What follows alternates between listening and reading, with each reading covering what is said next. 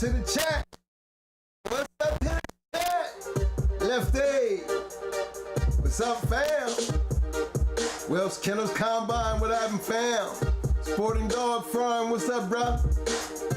William McNeil, what up, fam?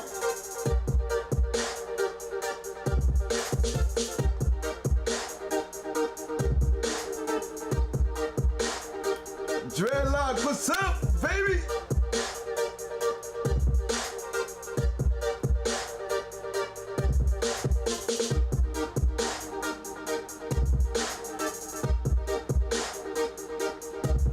AJ, what's up, my man? AQ Henry Kennels, what's up, fam?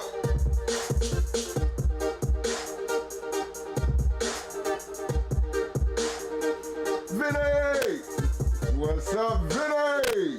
614 in the house. What's up, fam? Salute.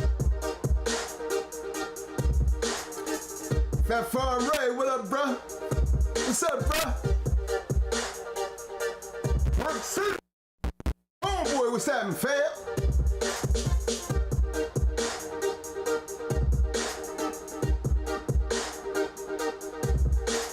Bernard Prickett, what's up, fam? Salute to you, bro. Going now. Yo, what's up, what happened, fam?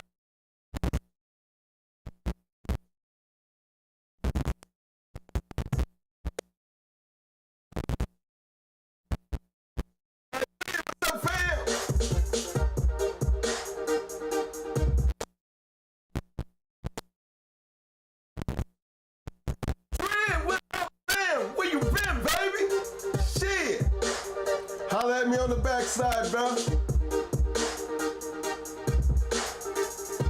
What's up, fam? Hey, thanks for that motherfucker right there, bro.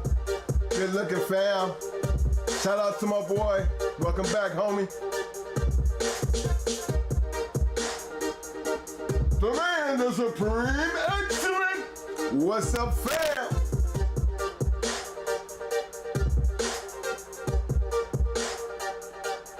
Salute. I mean that from the heart, Serene.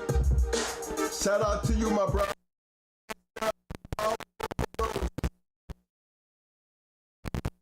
Hear you, fam.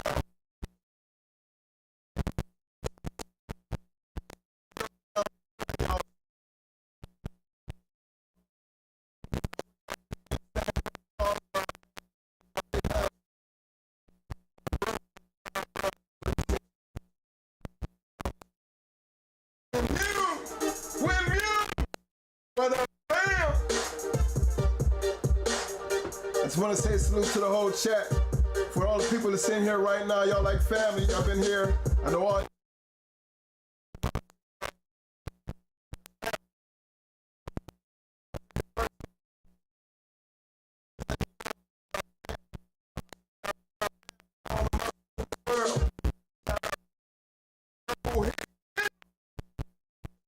Bam. Hey, y'all.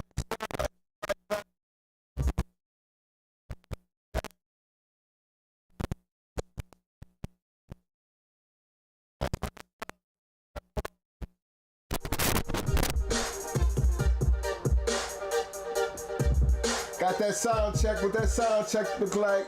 Shit got better this thing. Yeah.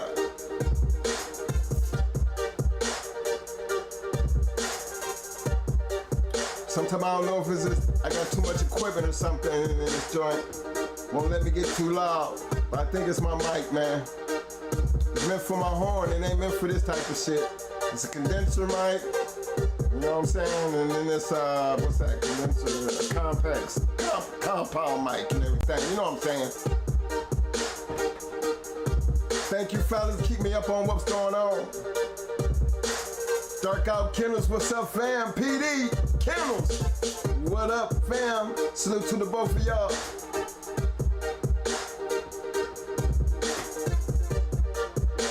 That's right, Dark Out Kennels, homeboy to the max.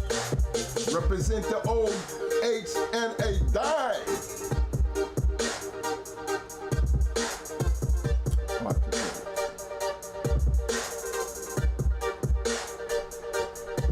Yes, sir. Peace to all of you guys. Don't forget to hit them likes. Take one hit with one button, there's no click, click, and you know we all good.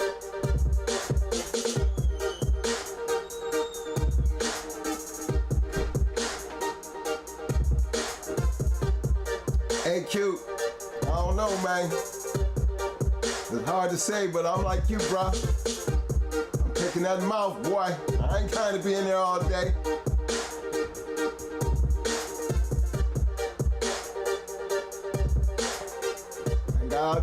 I can't be messing around all day. Mike Lee, what's up, fam? Thumbs up. Salute to you too, bro. C. Rich. I see you, C. Rich. What's up, fam?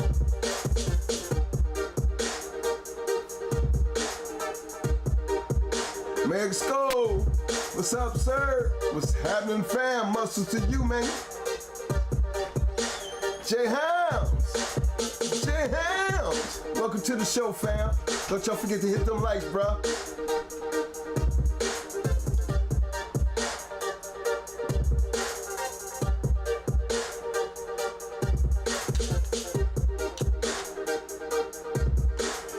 You're right, knucklehead. They sure ain't. And it's a shame you just can't look at them and you just can't look at them, man, and say they game as hell. It's hard to do.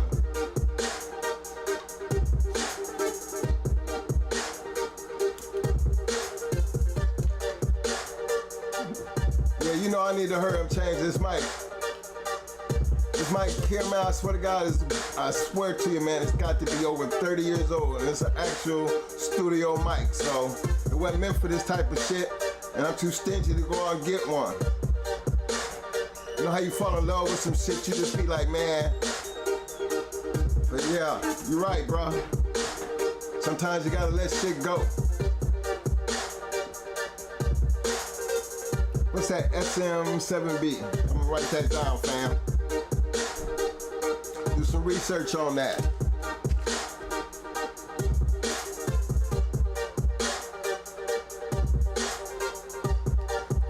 Appreciate that, Freeze. Shout out to you, Freeze. Thanks for that info, fam. Appreciate that. I'm gonna definitely check into that. Might be what I need, because this is a studio mic, aiming for this type of shit. As you notice, it can hear the dogs barking. I swear to you, man. I got a pretty big backyard, and it can still pick them up, so that's crazy. But it wasn't meant for this kind of shit anyway. I just been making do with it. That's all. Because when I ain't on this, I'm still creating music and I'm still playing my horn, you know what I'm saying? So, that's how that goes. Twan Marley, what's happening, fam? SBO Kennels, what's up? I see you, Freeze, you right. It's actually an input, bruh. I got it hooked right directly into the board and coming out, feeding into my video mixer.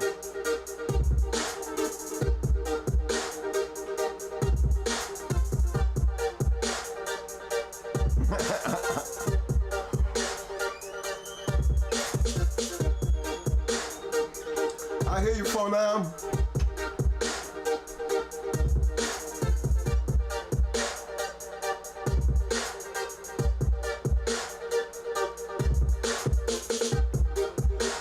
Well, y'all all over the place about that mouth tonight, ain't y'all? I see a lot of my mouth followers up in this joint. JG, what's up, fam?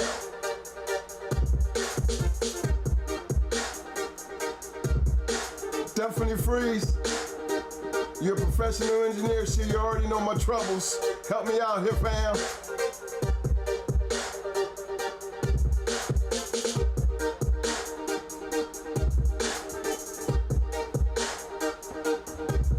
Okay, the family's in the house.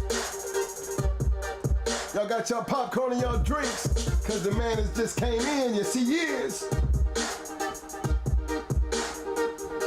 I try not to give him too big of an introduction cause his head get too goddamn big. You get in here and get all pumped up and hyped up before you know it, he's screaming and shit.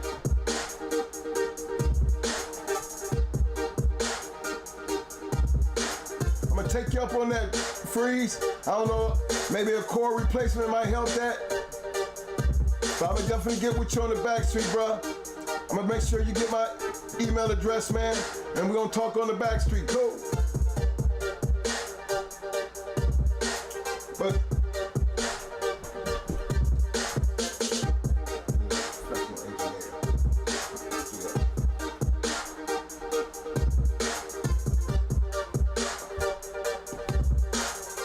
coming into the house, my man. Your host for this evening is undisputed light heavyweight champion of the world, my bulldog, grand champion, ace in the hole, legendary GH Kennels Twin 2. Get him, baby. Oh, yeah, I'm here up in this motherfucker tonight. What's up, fellas?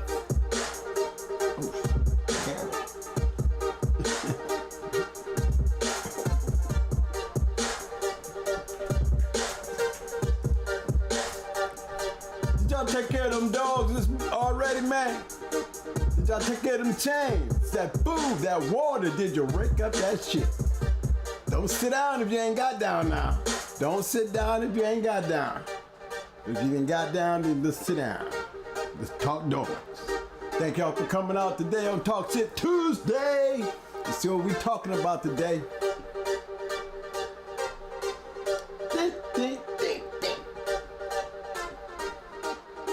You know what I'm saying? I like that beat. You know what I'm saying? This gets get me all hyped up when I come up in here.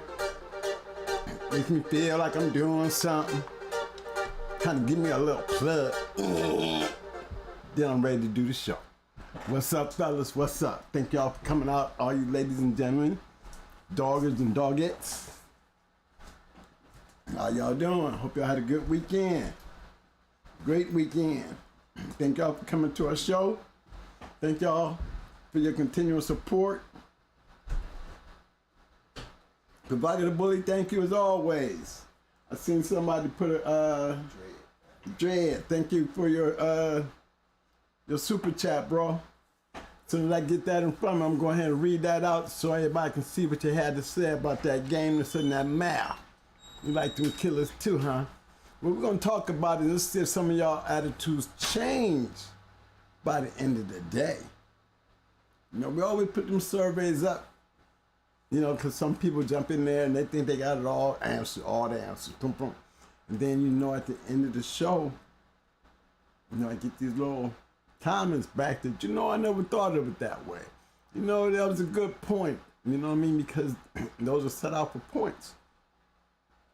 Question is, you know, what would you prefer, GAMENESS or mouth? Okay, let's put this on the same kind of playing field now. Because me preferably, I gotta have GAMENESS. I like GAMENESS, you know, because, you know, mouth, you know, you better have a hell of a mouth. Thing is, what if we take mouth and ability against GAMENESS inability? You know, that should have been a good question, given it levelability. Because, see, we're going to talk about dogs who had GAMENESS inability, and we're going to talk about dogs that had mouth inability. Let me tell you like this. I've seen dogs that had mouth inability. GAMENESS never was tested. Okay? And believe me, you're not going to have a lot of those. Most of those become great dogs. We're going to talk about a couple great dogs that had mouth inability. Okay? We're going to also talk about dogs that had GAMENESS inability that became grand champions. Okay? So let's start off with mouth inability. All right? I'm going to bring up some familiar ones. Okay? Now, I've seen Queen of Heart. And you know, I'm going to bring her straight to the table. Straight off the bat, I'm bringing her to the table. because two dogs you're gonna always hear me holler. Pandy and Queen of Heart. Those dogs had mouth inability.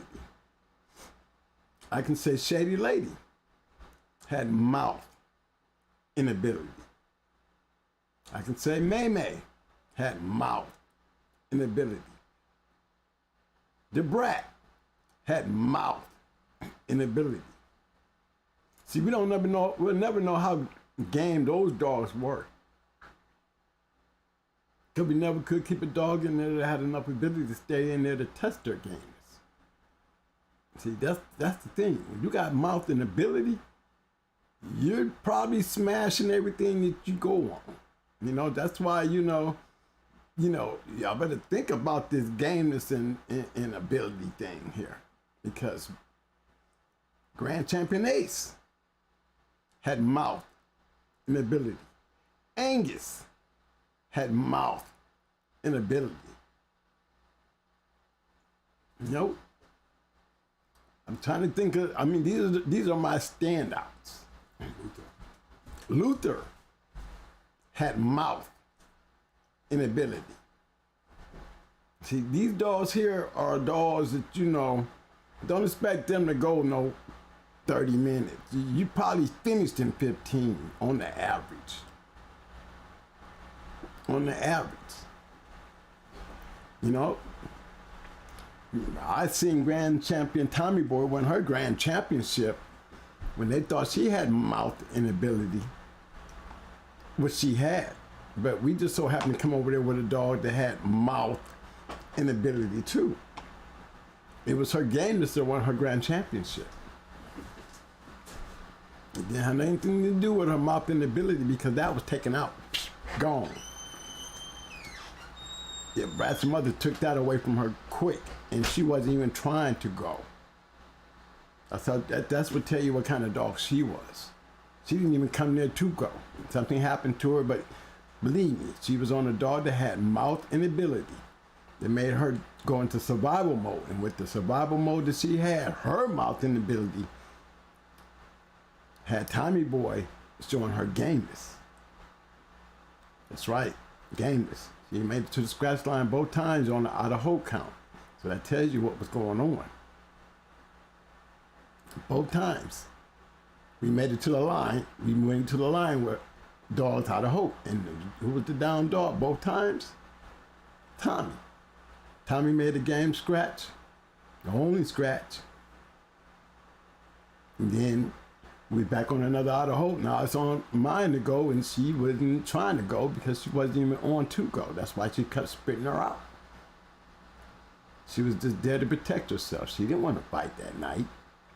But they just show you what mouth inability can do. Tommy probably, she did have mouth inability, but when it really boiled down to it, it was her gameness that gave her Grand Championship.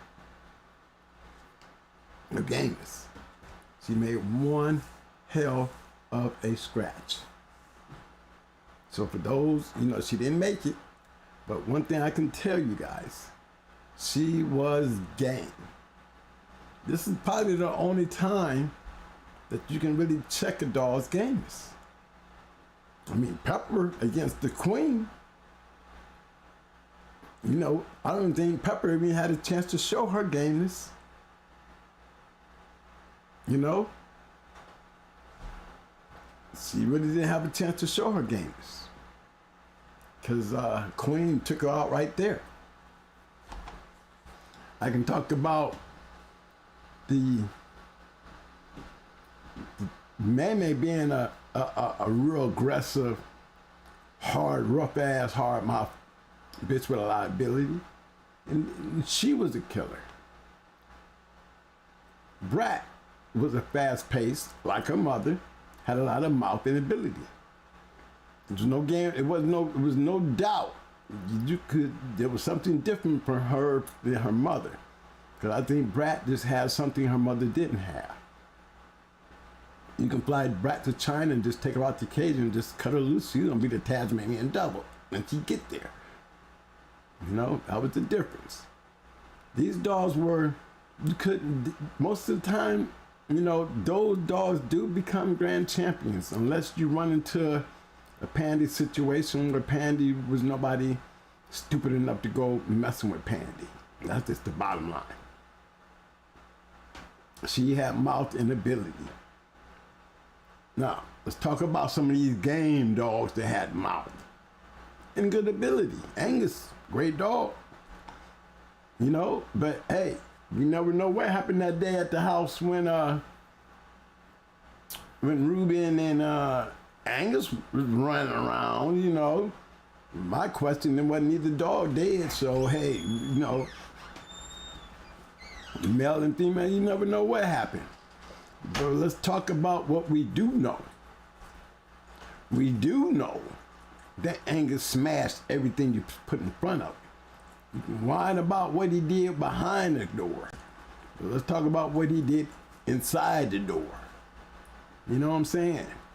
He smashed everything you put on him quickly. Grand champion ace, 6-time winner. Smashed everything you put on him. Luther smashed everything you put on him. Let me talk about dogs like Grand Champion Sable. Grand Champion Sable. Them dogs had mouth and ability. Maybe they weren't Queen of Heart or Pandy or none of those type dogs. But they had mouth and ability. The point was, where did the gamers come from? Because they can't finish you in 30 minutes? Did that make you a hard-mouthed dog? Do you still keep the recognition of being a heavy-mouthed dog? You know, remember, that every dog that I named in the beginning was never going past 30 minutes. You know, that was what I call mouth. Now, I pick that kind of mouth over gameness any day because you'll never be able to test the gameness. You'll find that out when you're schooling and calling a dog. Them the ones you hardly ever see. You know, everybody wants to have a Pandy or a Brat or one of them type of dogs. You want to get in there and get out, think you can get in there and get out in an hour. But if you ain't doing a Pandy or a Brat or one of them kind of situations, then you better have some gameness. You better have some gameness. Because to me, after that 30, 45 minute mark, guess what? You're in the bulldog country, especially when you get over that hour. You can't be counting on that mouth because that mouth wasn't enough to finish anything. And you sure can't count on that ability because you're still there. That means whatever you own, it's probably doing the same thing you doing. Punching the shit out of each other. Those are what makes the shows great. When you got two good ones, you got mouth and ability. Okay? That's like a magnet. Put two magnets together at the same kind and they repel. They don't pull together, they repel. You put two hard mouths with ability on each other, and guess what? Both of those contests repel. Now guess what it's down to? It ain't down to neither one of those. It's down to who got the heart to stay there. You know what I'm saying? Mano on mano. Radar Martell. Like Radar and Martell, two good dogs. Both of them had hard mouth. Both of them could bite. They could bite. They put their mouth on you. They leaving damage. Match down there in 3 hours. Psycho and the little gator male. They were fast laying, hard mouth, had a lot of ability, great condition. They ran into each other and went 3 hours. Punching on each other. No laying around, nothing, just punching. Punching with ability and mouth. You see what I'm saying? Gameness ruled that night. Gameness ruled with Radar and Martell. I think in the end, both of them finished great. Martell just didn't have it in him. He didn't quit. He gave everything he had. He was a game dog. But gameness prevailed. The gamer dog prevailed. It was the ability of Radar being able to stay on his feet, and Martell couldn't. Right? That's gameness. But you had ability. You take them two dogs and put on anybody else, it wouldn't win 30 minutes. You'd put Radar on anybody other than Martell, Radar would have ran through his ass. You'd have put Martell on anybody other than Radar, and Martell would have ran through their ass, just like Shady Lady. It's like Shady Lady could have ran through everything just like Pepper did. It'd have been a better match between Pepper and Shady Lady than it would have been between Queen of Heart and either one of those dogs, because Queen would have killed both of them. I'm just telling you. The better match would have been, like I said, Shady Lady and Pepper. See how my mind be getting me, fellas? I gotta excuse me, because sometimes my brain goes in a zip mode. But yeah, Pepper and Shady Lady would have been a great one, because then we would have got a chance to see gameness. Because either way, them dogs would have ran into each other and would have caused a whirlwind, a war storm, a storm to the ages, because you got two rough ass bitches crashing into each other. Both of them black. It'd have been hard to keep up with who was who, to be honest. They both was like the same size. They both was nice, strong bitches, and correct one. Definitely both of them would have been in great shape. But that's where gameness becomes a factor. You understand what I'm saying? A lot of guys out there will pick gameness.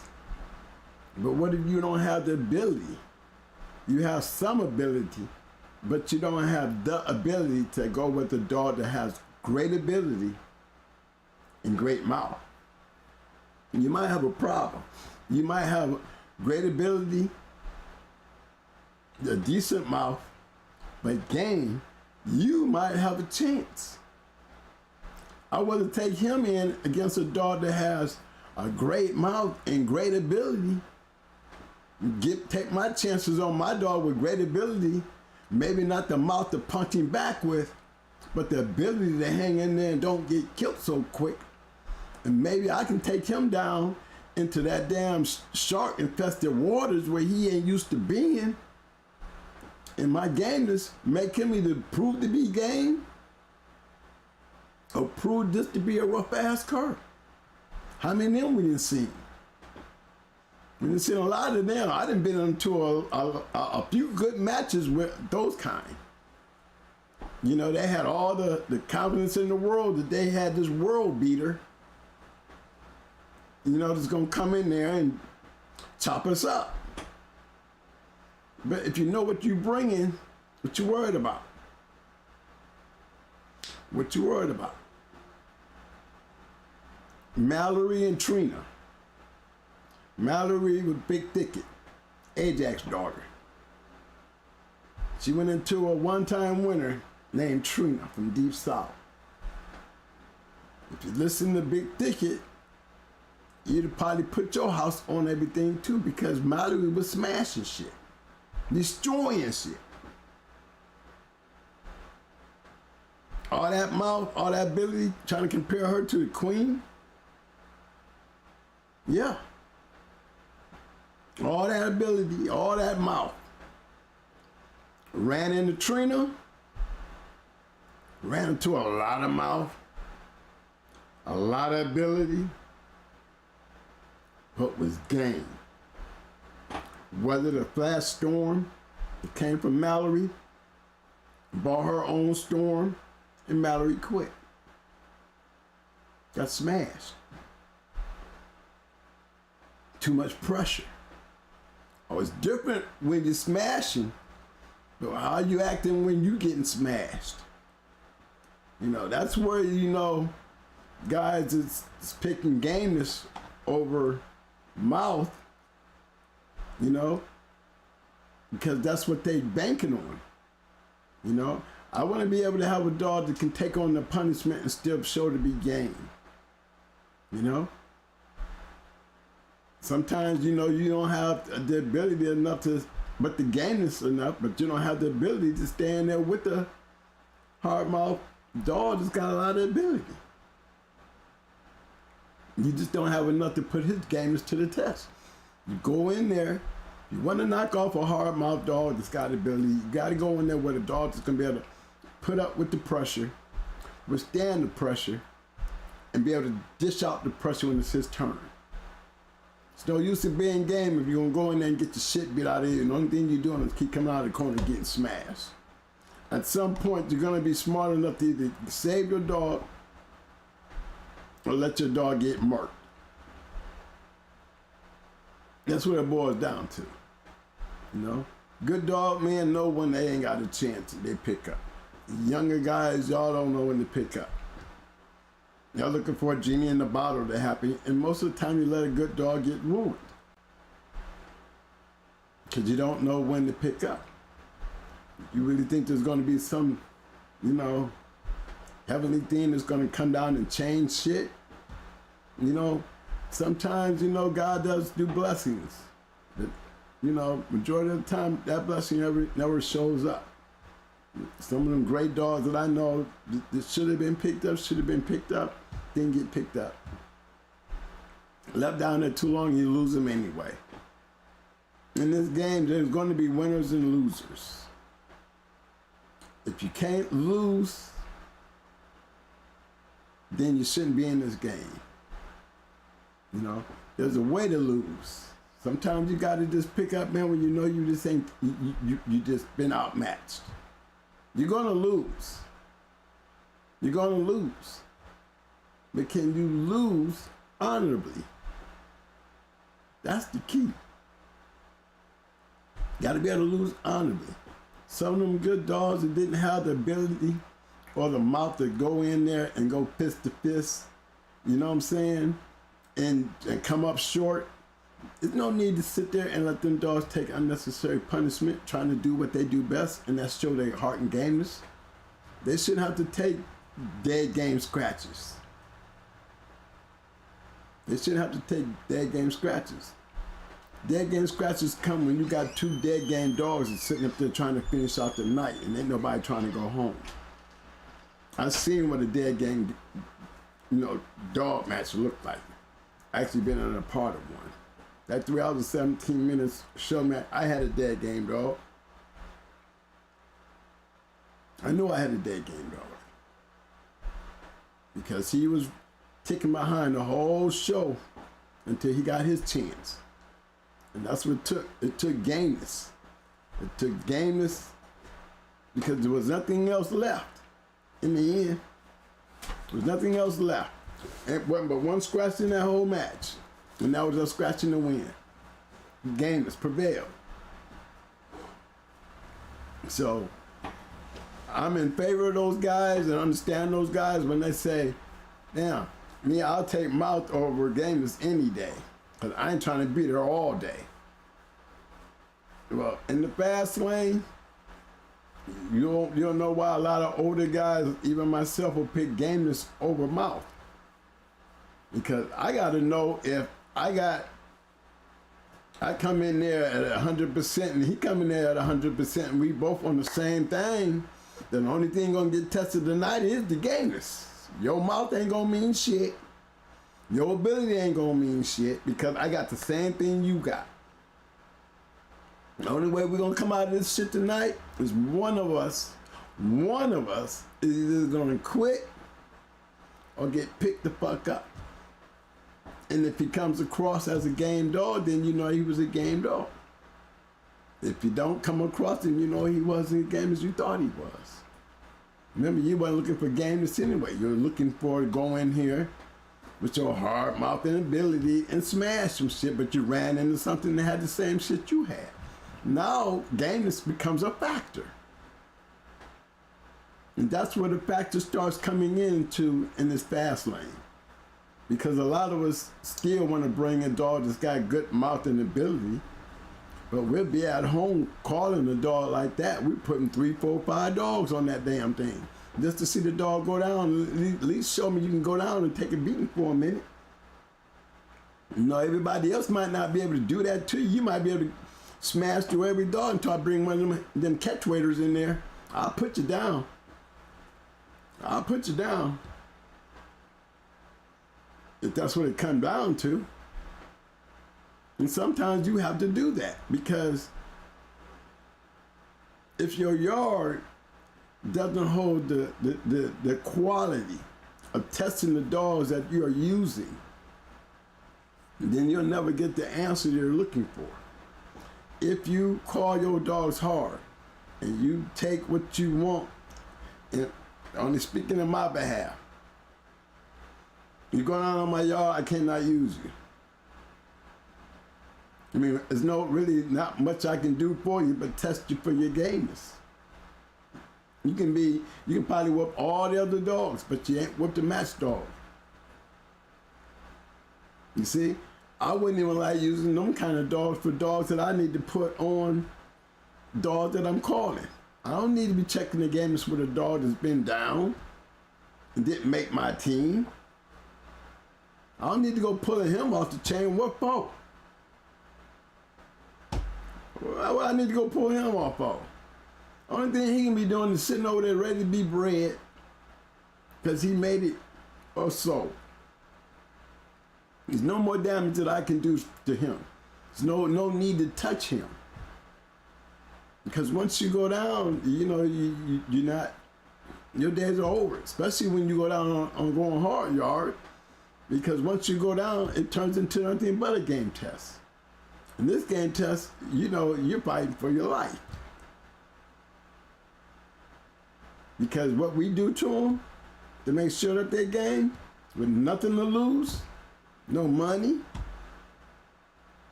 no bets, no promises, no nothing. We gonna take them there. Because what I do to them, because of the importance of my chain space, I want to make damn sure that this dog is going to be put back together and put back on that chain space that he was worthy of going back. Because once I got you down, you're going to stay down. And only game dogs come out of those kind of situations that go back on my chain. Only deep game dogs. I wouldn't give a damn about your ability. I wouldn't give a damn about your mouth. And once you go down, that can't save you. That's when gamers count.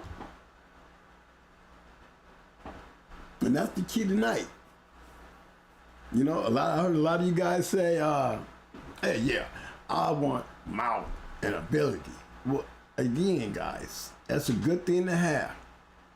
I mean, if you've seen what I saw, and you know what real mouth and ability look like, then if I was calling my yard based on what I seen what it looked like, and then I had one, or maybe two, because Buck Rogers wasn't nothing to play with either. But I can tell you this, all the ability and gameness in the world, boy, with a hard-mouthed dog, you better at least make sure he's got some gameness to him. Mikey was a bad motherfucker. Mikey? Yeah, Mikey was a good one. Yeah, Mikey took out a killer. They brought this one down thinking that he was going to go in there and teach us young boys a lesson. See, we got Mikey out from Millbuster Kennels, so, hey, this guy was a match dog. He was a match man himself, so I'm pretty sure, he knew what he put in our hands. And believe me, that was really my first time going into a big name kennel, Legion of Doom. There wasn't nothing to be playing with. And when they think they got a good one, they got a good one. But look, they didn't have a good enough one that night because we had one that had mouth and ability and always game. He weathered the storm. Yes, he did. He weathered the storm. Yeah, oh yeah, Legion came in there with one with mouth and ability, and he was just a little better than Mikey. And he was punching holes in me. But Mikey had enough ability and enough mouth to weather the storm. And that's when gameness kicked in. You see, you can beat me up at some point. Guess what? It's going to be your turn. Because you're going to hit a wall. If you're trying to take me out and you ain't took me out yet, and you hit that wall, you better make damn sure that you didn't put enough damage on me when you can take advantage of resting on me, because they didn't rest on my shit. If you had something a little better than me, you better not rest, because I'm going to get you. And only game dogs do that. Only game dogs know that they winning even when they losing, because they will in their drive to get the win. Their determination. Even when they down, they trying hard. Take them in the corner, they peeking and they hollering, and they getting smashed. But guess what? That hard mouth shit is in trouble. It's in trouble. How many times you done seen it happen, guys? Whole hour, dog getting smashed, and he comes back and wins. Because it's hard to see that dog put in all that ability in mouth and couldn't finish the job. It wasn't because he wasn't good enough to finish the job. He was on a dog that was determined that he could not and will not quit. Gonna kill me there. And what happens when they hit that wall? When they hit that wall, that's when GAMENESS kick in. GAMENESS can win up. GAMENESS wins most matches, guys. You know, everybody don't have a pandy, and everybody got a queen. And you hear me naming more bitches than you hear me naming males. Jigga was a killer. Wiley was a killer. These are dogs that you go in there with. I wouldn't give a damn how much mouth or ability you had. It was mano on mano. Jigga never got tested. Wiley never got tested. These are males. Tyrone never got tested. You know, these dogs never got tested because there was nothing there to take them there. They had the ability. Now, this is not some common thing in the game, y'all. So while y'all sitting at home thinking all y'all want to do is grab hard mouth dogs and thinking you ain't gonna be there, who says you ain't gonna be there? I mean, what 8-ball you looking into believing that you were so sure that your mouth and your ability is enough to take you through and win? What if you don't go in there and win in short order? And now you got to go into bulldog country. Did you ever take time in your upbringing of these dogs that you want to at least check and see if they have some heart? You know, especially with them Bulls and Eli dogs. You know, that was one of the big things that really started the boils, you know, with that line of dogs. You know, come on now. You know, I ain't picking on nobody's breedings and shit. I'm just letting y'all know, you know, it's in the record books. You will see them lose. You see a lot of champions out here. 3-time winner, 1-time game loser, 1-time loser. 4-time winner, 1-time loser. Game or loser. You know what I mean? Because they all don't come in there with that thought that, hey, I ain't trying to be here all day. You better be acting like you are. If you're gonna be successful in this dog game, you better act like you are. Because you don't have a whole yard of killers. And if you got a whole yard of killers, then you're in a circle that ain't got a lot of great dogs. I'm just being real with you. You running around smashing everybody with your dogs, and it's because you're running around in a circle that doesn't have great dogs. That's not really pressing your shit. Just keeping it real with you. You know, you will. Again, I said I seen a few Eli dogs, and I seen my fair share of Boyles dogs, and them are the ones that I speak on because them are the ones that I've seen the biggest numbers. You know, that you know, they are great rough ass dogs. You know what I'm saying? And most of them they got so much ability you really can't test their gameness. But there are great champions out there who have lost. There are those killers out there who has lost because they did lack gameness.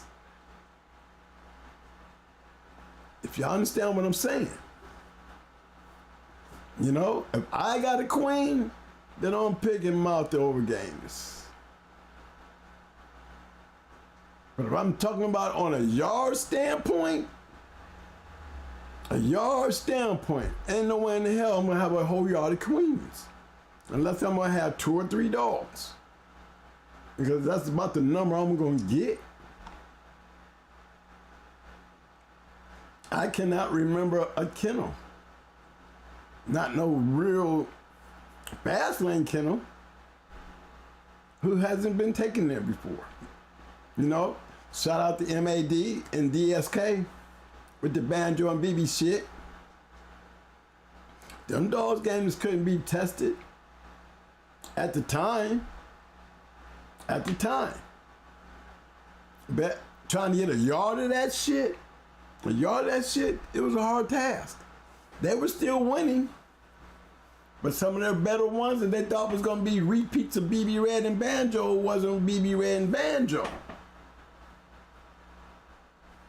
You know, a couple of them had to come out there and take a little knot in the shot to the head because they weren't as game as you thought they were. You know, they had all the mouth, all the ability, but guess what? Boom. And that shit ran out, and GAMENESS was standing strong to that mouth and ability, them dogs quit. Not a lot of them, but it just proves the point. The GAMENESS does overrule mouth. And if you're gonna walk into the box, go into the box with the habit of having a game dog. It'd be wise to have a game dog. It doesn't hurt to bring in some mouth and ability, but you better make damn sure that dog is game. You better make sure he's game. If you can't find something to test the gameness, then you're right. You take him out there on the circuit and go look for it. I would do the same thing. But don't ask me if he game, because I can't tell you. You see what I'm saying? We can say that about all our shit, though. Yeah. Oh, yeah. All shit. Oh, yeah. We gonna test our shit. I don't give a fuck how bad your ass think he is. We gonna find something to put you down. See what you look like. We gonna see what you look like. You ever put Brad on something? No. But that was the reason why we put her out there. She kept fucking up shit. She just kept on fucking up shit. You can't be just fucking up shit. We gotta put her out there. Shit. The shit. Did we ever check her gameness? No. Why? Because 5-10 minutes people ain't gonna sit there and let this shit get, you know, filleted. You know what I mean? So what do? You just put them out there. You just put them out there. We know what it looks like. We know what kind of dogs those are, but you ain't gonna have a whole yard of that shit. You would love to, but it really doesn't really happen that way. Gameness plays a big part, and you want to have a complete package dog. Give me mouth, gameness, and ability. That's what I need. I need all 3. I'll pick that over either one of the picks. I'll pick the one that got the gameness, the mouth, and the ability. My odds of winning is better than taking one in there with just mouth and ability. My odds is even better when I'm taking one in there that's got ability and gameness. You see what I'm saying, fellas? Those are 2 factors that really are on the same playing field when it comes to the ability. Do a shout out to OT from Warren, Ohio. What's the name? OT Kennels. OT Kennels from Ohio. Warren. Warren, shout out to the Warren boys. Yeah, the Warren boys. Y'all know what's up in there. Y'all know what's up in there. Y'all boys don't be playing either. Great dogmen up in the Warren area. Shout out to you guys. Straight Legion of Doom, legendary great kennel up in that area all day. Bucky, Bill, them boys, them was my mentors, them was my heroes. You can call it what you want. Warren got a lot of young dog men that came in behind those guys, man. And y'all helped put Warren on the map. Y'all was over there slapping PA around a little bit. PA talked that shit, but PA ain't want too much of y'all, man. Y'all was acting like them boys up in Toledo. You know what I'm saying? Them Warren boys, them Toledo boys, y'all don't play. You know, I'm always give my shout outs to the Natty and the Columbus and the Cleat and the Land, because see, little Akron, we was right there in the center of that shit, you know? And when we developed playing with all those guys, see, we were able to get into the fast lane because we finally started knowing what real bulldogs look like. It wasn't the fact that we didn't have dogs. We just didn't have the dogs that they were having. These were fast lane cities. We just a little old box. You know, Rubber City was just a little box. But let me tell you something about that little Rubber City. One thing we did do, and we did this very well, we believed in complete dogs. We just didn't want game or ability. We wanted the full package. I can name guys in my town that when we start knocking heads, it's because we had complete package dogs. No, we didn't just go in there with mouth and ability. No, we were going in with mouth, ability, and gameness. It's the only way Akron stood up and became a competitive place where everybody wanted to come to Akron to play. You know why? Because Akron had the dogs. We did.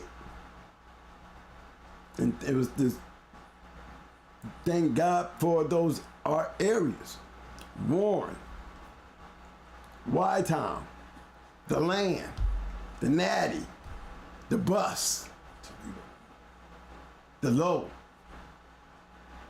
These areas in that part of Ohio, I hear guys talk about North Carolina, I hear guys talk about Georgia, I hear guys talk about Florida, I hear guys talk about Michigan, Illinois. But I'm gonna tell y'all something. Ohio is one of the hardest places y'all ass can walk up in and whoop. I'm just gonna keep it real with you. Just keeping it real with you. You know what I mean? I'm just keeping it real with you. The Undertaker, he was from Ohio. Yeah, he moved down into the Carolinas, but he was an Ohio boy. Mouth gameness has to be part of the same tool in our dog. If your dog ain't biting shit, then he ain't hurting shit. He ain't gonna worry nobody's gameness if he just gumming you.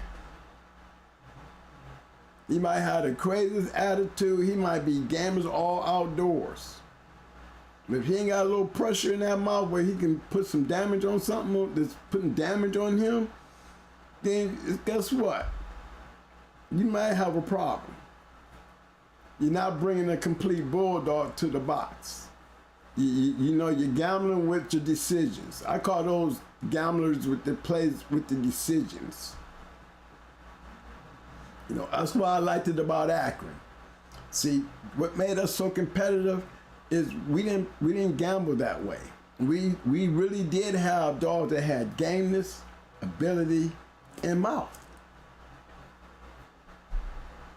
It was a complete package. This is the best way that we were able to go out there and win with the dogs that we started winning with. I mean, these were great dogs. They traveled. I mean, and they traveled. Champion Outlaw, he was out of Cleveland. Loctite, shut them down. Them boys, them the land. Yeah, Mama and them down in Columbus, there's just so many great kennels back then that were bringing complete bulldogs. It wasn't just about gameness and mouth. It's about who could bring in a complete bulldog. You know, I'll take a complete bulldog over either one of those dogs. Give me a complete one that's got all three. I want them both. I want the gameness, I want the mouth, and I want the ability. I have a chance, a real better chance to whooping either one of those dogs that's coming in with just a two-piece. You understand what I'm saying? And the only way you're gonna find out is bring up your level of dogs that you're putting down. That's all. I mean, some dogs you'll never be able to test. But you're gonna find out there's more of dogs that needs to be tested than dogs that can't be tested. I can tell you that now. I would love to have me another brat. I would love to see my whole yard come out Like Buck Rogers. you know, like the brat. You know, Buck Rogers was another one. I didn't have a yard of those kind of dogs. They were all good dogs, but no, there's a difference. When you're talking about a complete one, a machine. What about Pretty Mama? Pretty Mama, I would call her a complete dog that had an hourglass. I mean, I think she was just, you know, females are weird. And she was definitely a weird dog. I mean, to me, I would have loved to see her on a dog like May May. I would have. I would have loved to see a dog like, you know, Shady Lady or one of them rough ass bitches run up in there and hit her and see what she would do. Because what I seen her do in 26 minutes on a dog that was like that. You know what I mean? I seen her on a dog that was like that. And she stopped the dog in 26 minutes. But then I also seen dogs that was not even nowhere close to being like her first match that she played with. And then turned into a bulldog until around the hour mark. And when she turned into a bulldog, I swear to God, she looked like Shady Lady and the Queen in there. She looked just like she was the Queen of Heart at an hour. You would never see you wouldn't see that dog, wherever she was on for a whole hour, that dog would never get back up on his feet. She would run through that shit like it was garbage. And like I said, it seemed like the rougher we put something on her, the better she was. She just liked to fight. That's all she was. She was just a red boy dog that just liked to fight. Bring it, I get it. She was like Yellow. Yellow hung around 2 damn hours. Made a normal habit of doing this shit. He had mouth. He had ability. But he had gameness. Yellow John was game. Yellow was game. Barracuda had a mouth. Mayday had a mouth. All of them had ability. But what made them great dogs? They had the total package. So it's not a choice between mouth and gameness. The choice is between complete package against mouth or gameness. You understand? Give me a complete dog where you have ability, mouth, and gameness. Tell them how to test for gameness before they have to go out there, man. Okay, I'm tired of getting my feelings hurt in 2 hours. Winning or losing, usually they won't make it. Decided to get my money and go home under 30. Garland, I understand what you're saying. I'm gonna tell you something about them 2 hour shows. and I'm gonna use this as a good advice to you. The best way to win a 2-hour show is to always prepare yourself to go 2 hours. That's the problem. If you always condition your dog, I condition my dogs to go 3 hours. I don't give a damn how good they are.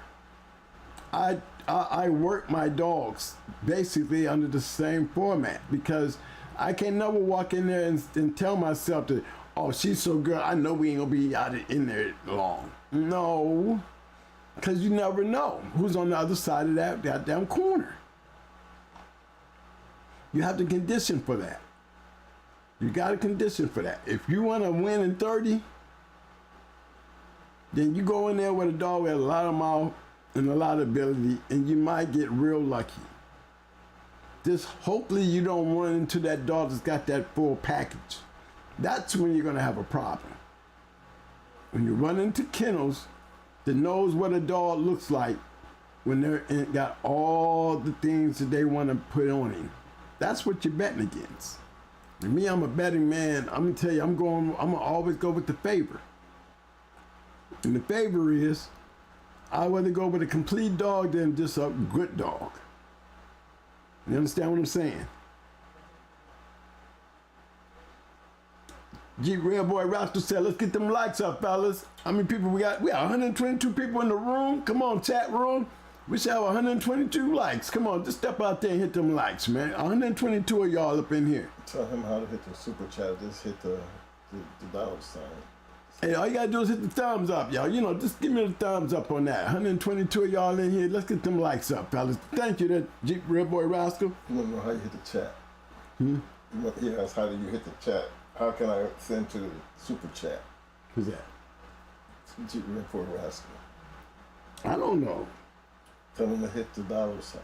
It's a super chat. Hey, Jeep Red Boy Rascal, Mike said there's a dollar sign out there somewhere. I think. Did they let moderators hit super chat? Yeah, everybody can hit the super chat. I guess it's a dollar sign out there. That's the super chat, baby boy.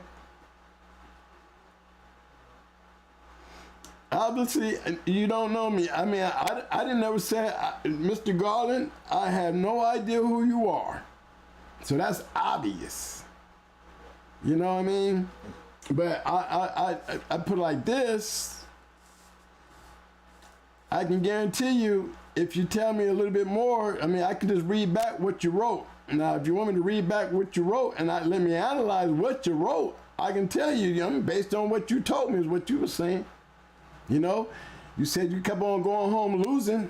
I mean, wherever you are, you know, I was just trying to help you on that part because I've been there. The only thing is, I wasn't losing in 2 hours. I know how to win them fast. I know how to win them slow. So just kind of give me an idea how you like winning. I mean, you showed me you don't like losing. You go 2 hours, you lose, and you know, so you cut it all the way down to 30. So, you're explaining to me that. Get me to know who you are then. Obviously, I don't know you. So now I'm going to ask you, who are you? You know what I mean? I was trying to help you. But, you ain't talking to no dummy. You're talking to a real dog man here. I'm just trying to find out where you're coming from, bro. I was trying to help you. So what kind of dogs do you bring? Why were you losing in 2 hours? You said it. Why are you losing in 2 hours? And how did you change your game plan where you started picking up your shit going home in 30? What did you change? Did you change your line? Did you change your conditioning? Did you change, what did you do?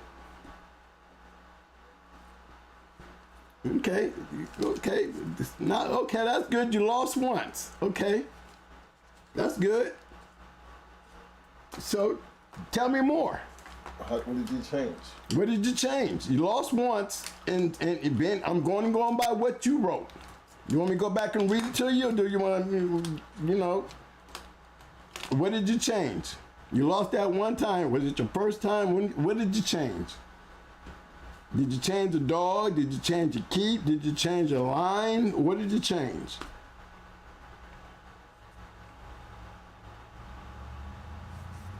Hey, what's up, Rizzo?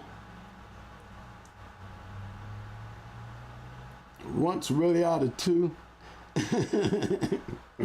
Sunny J say once out of two.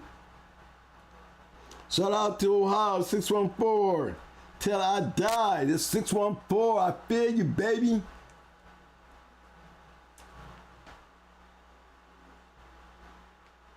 Obviously, you don't know me. Your brother, obviously, you don't know me.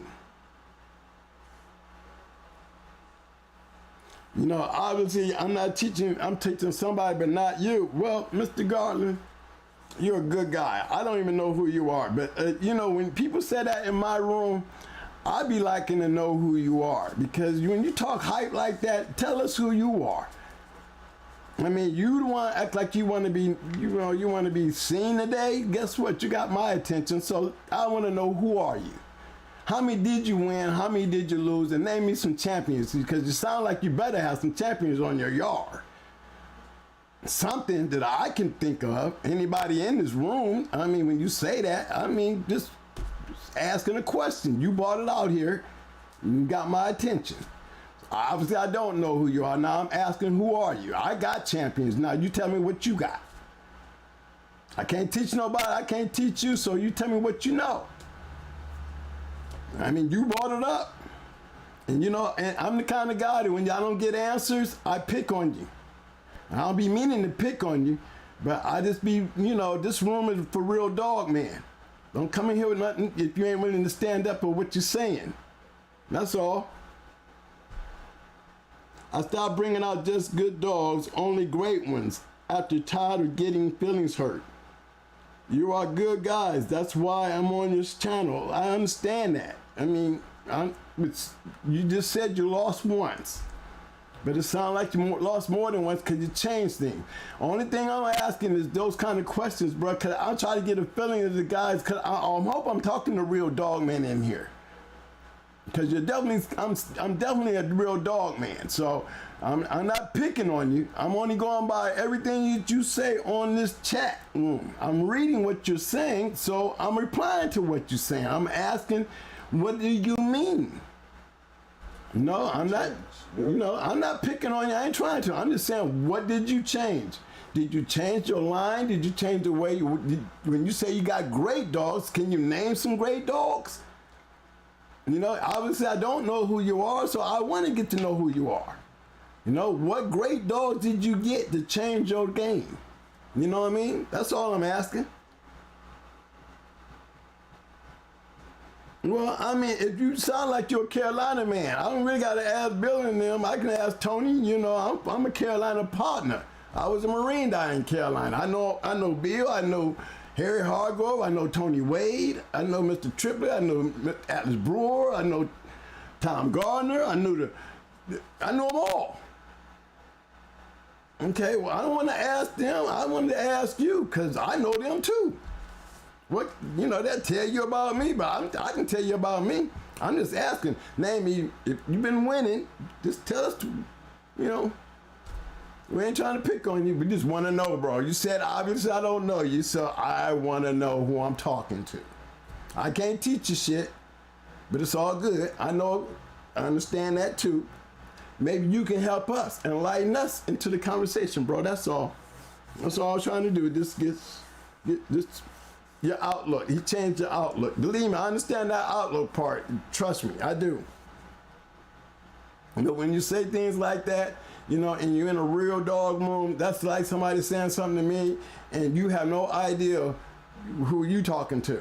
You know, I can put up champions and winners and tell you what I did right and what I did wrong and show you where, when I sit there and say I went and got great dogs, I can name them right off the top of my mouth. When I say I produced a line that can go out there and where I can run them dogs right out my mouth. So when I say those things to these people out here, I expect somebody to respond to me like I just responded to you and give the answers that they want to hear. Because if they don't know me, I got to introduce myself to them. Everybody that comes to my show don't know who I am, have no idea who Going Hard 22 is. But I have nothing to hide to be out there and show you why I can sit here behind this desk and talk the way I talk. You know, so when I want to see more dog men. I want to see great dog men and they great dogs. You know, I want to hear somebody say, oh yeah, I know that dog right there. You know what I'm saying? Oh, you was the owner. Oh man, okay, I remember that dog. Hey, that dog was a shit. You know, I can feel that. You know, and when you said obviously, I don't know you. Remember you saying that obviously to twin too, a dog man. So I would think if you were a dog man with me, then why should not be obvious that I should know you? Because you're like I am, it's obvious I should know you. Right? Okay, back to the Bulldogs twin. Let's get that 15 minutes of fame in, okay? All right, good job, bro. But I'm with you on that, though, bro. I just wish you could tell these guys out here don't want to run into them kind of situations, man. What you did. No, that's all. You know, what was your outlook? What about your outlook? Hey, it's not for me to know, like you said. We're teaching other people, so when you say that, man, let's find out, you know, what was the outlook? You know, when I look at something like that, I'd say the overall outlook to me is like my first video when I told you guys how important the chain space was. That one chain space, how important that was to have, because there's so many factors to that one chain space. Raking up shit, feeding, water, change, dog houses, food, medicine. One chain space carried a lot of damn value. And there's only one outlook that man could have took in his favor for him to change his luck. When he said he stopped getting good dogs and started getting great dogs, that means he would have had to be getting complete dogs. Not a dog with mouth and ability to go in there and win in 30 minutes. Because you never know when you go into a match, especially running into somebody like me, that you're going to guarantee that you're going to walk into this box against me and whoop me in 30 minutes. See? You never know who's going to be standing over there. Especially dealing with us, because we stopped giving our name and we started just doing straight weights. Didn't care who we went into because it was hard for us to get shows. So we just started using weights. So it was a whole lot of times that we walked in there and people were surprised they were standing up there with us on the other side of that corner. You know, it's not like you can't walk in there, we're gonna smash this shit in 30 minutes, and then you run in there, you look at me over there in the corner and be like, oh shit. Or see Mike at the scale and be like, oh, you don't know who that is? You don't know who that is? Or you don't know who that is? Oh, okay, now everybody whispering. See, I've been there. So I've seen a lot of confidence. You know, this game is made of confidence, just like football. It's like basketball. I'm pretty sure everybody step out on that field or on that court is got the assumption that they have no reason for not to win because they didn't practice and they didn't do their job. They didn't work hard. But you never know when that time comes. So never assume that you got it down pat, that you really think that you can count on your yard being a 30-minute yard. There's no way in the world you're gonna ever have a 30-minute yard. I'm gonna give it down how many dogs you take out. If you're going in there thinking you're gonna win your matches in 30 minutes, there's gonna come a few times that you're gonna be surprised. So hopefully you're doing it with complete dogs instead of a game dog with ability or a dog with ability in mouth. You know, you want to have a complete dog. Those really become great dogs. But don't get me wrong. I've seen great dogs whose GAMENESS had never been tested. Okay, now, I've seen those kind of dogs, and those are the kind of dogs that I never want to run into unless I got one. And if I got one, I don't care. I don't really care. But I'm always assuming when I go in that I might be running into the queen tonight. When we wanted to go into Kunta, hey, we were feeling the same way they was. Kunta was a killer. Oh, he beat Wacko, but guess what? We would have beat Wacko. We felt like we would have whooped Wacko too. Let's put these two bad motherfuckers together. Not saying that I would have beat Kunta. My thing was, I wasn't worried about Kunta because I had a killer. So you put them two killers together, I thought I would have seen something great. That's all. Didn't take nothing away from Kunta. Not one time. I gave him the praise. Why? Because he was a good dog. Why wouldn't I want to go into him? I got a killer too. You put these 2 killers together, let's see who got more of a complete dog. I'm counting on me. I'm betting on me. That's all I was saying. I never said nothing bad about Kunta. I just said that I had a dog. I wasn't afraid of him because I had a good dog too. That's all. It would have been a great match. I thought it would have been the match of the decade, especially with him being a Mayday Stone City dog. You know what I mean? That's what I had. A Mayday Stone City dog. You know, coming back in the back end with some goddamn grand champion ace that was really biting good too. And we were bigger than your average 42 pounder. Most people thought he was a 45, 46 pound dog, but how was he making 40? I mean, he was 40 pounds, not 42, not 41. We did him at 39, 40. And everybody will tell you, whoever's seen the damn dog will tell you, man, the dog looked like he weighed about 45 pounds. He was big and long, and he was always the bigger dog over the dogs he was on.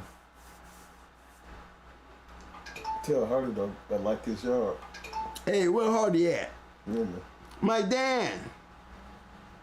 I saw you yesterday too. Yeah, who was that yard I was looking at yesterday on Fat Hardy Dog. Hardy Dog. Those his dogs.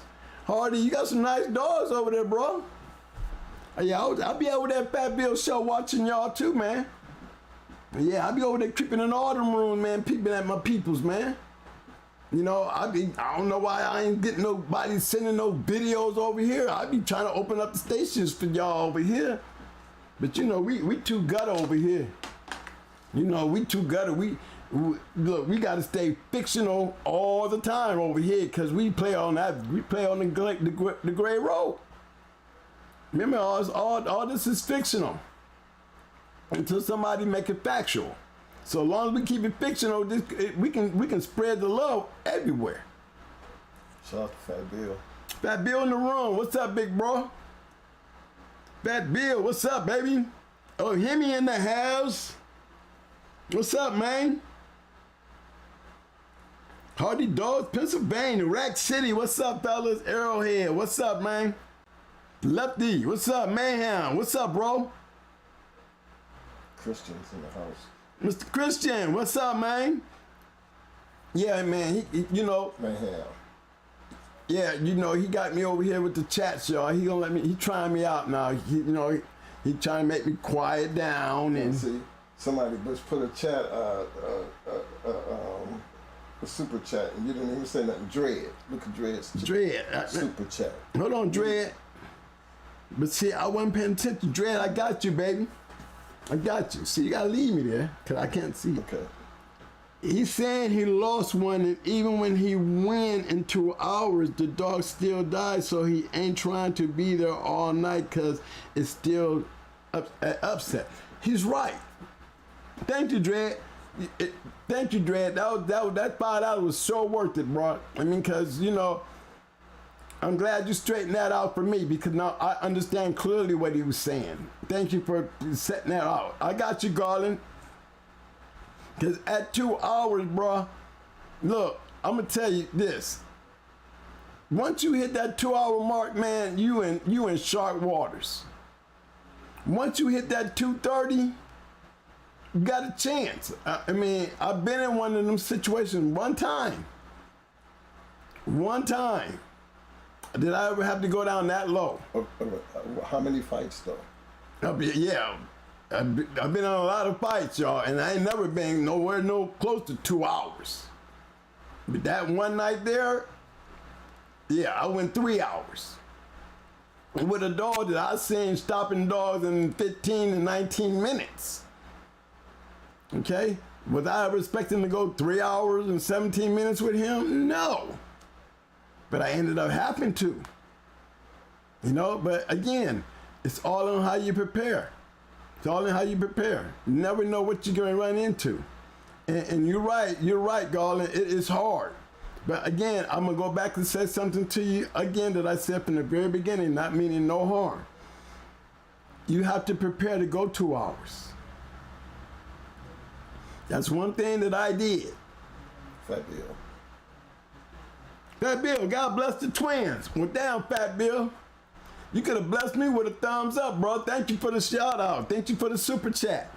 I can't seem to get why can't I get my super chats to work? Y'all gonna have to show me how to make my super chats work, y'all, because I be trying to do that shit. That shit look cute.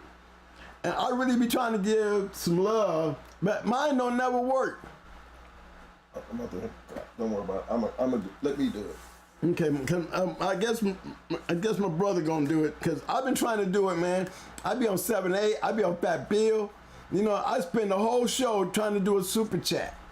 It be taking me all the way there, and then when look, I done paid it in Fat Bill room. I done paid it, and it said it went through. And then I look on my Google account, and it said it gave it back to me. It didn't even take it.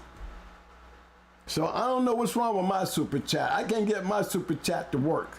I've been testing it. I done tried to do 5, 10, you know, and it don't never go through. The one that went through was a $2 one, because I said maybe I need to put $4.99 or something like that. I be seeing them like that. So I was, and it went through.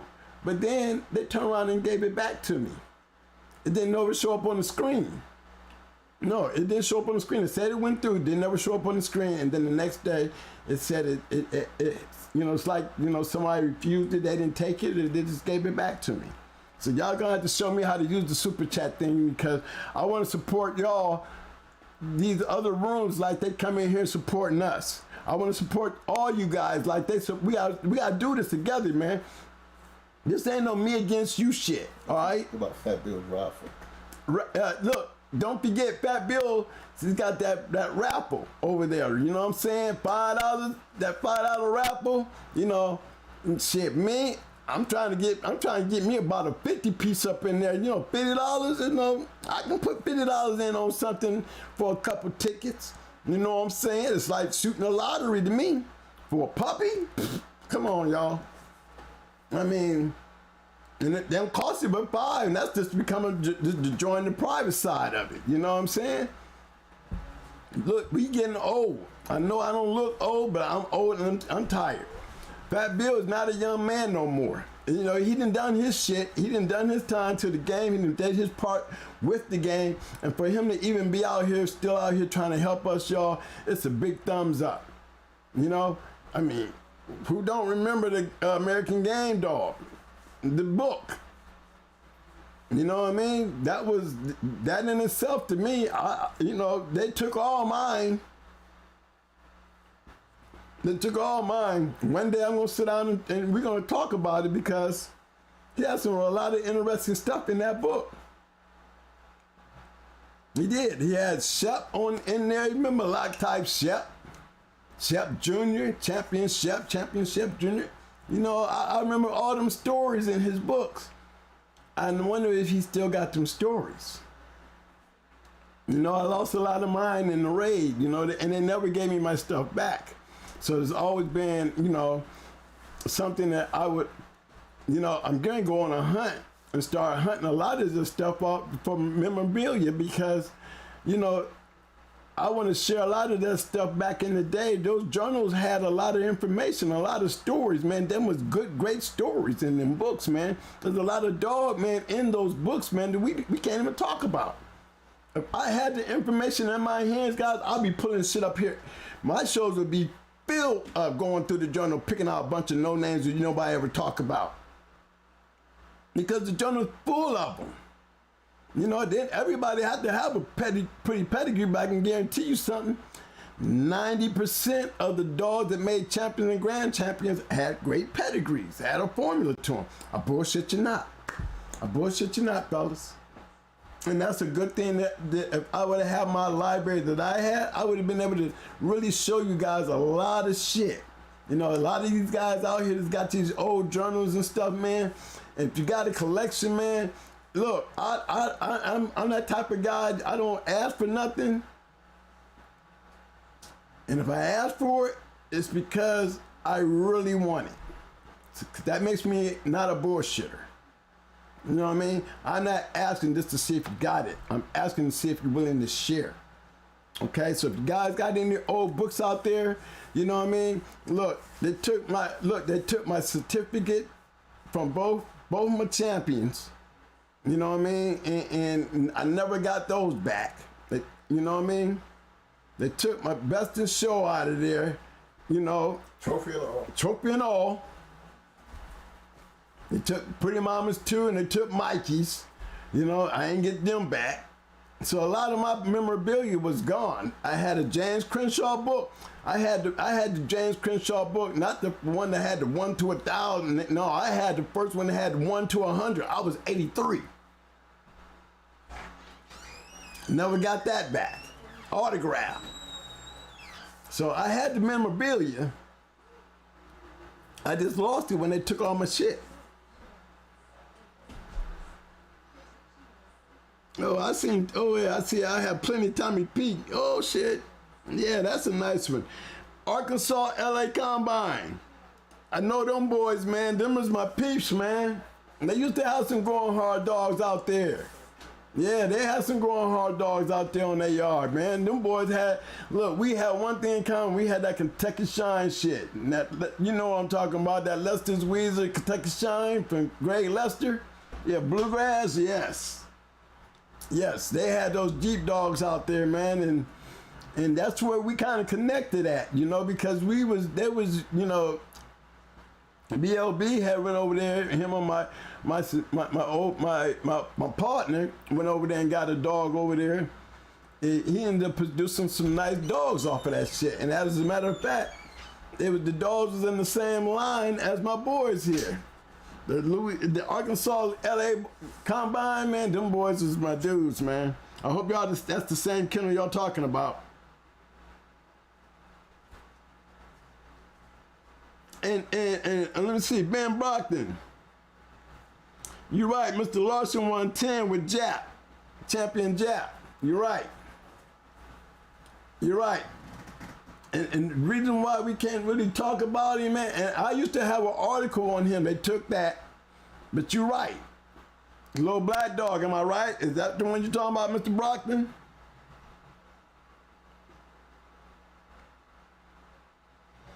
Provocative Bully asks, where would you rank intelligence on your list?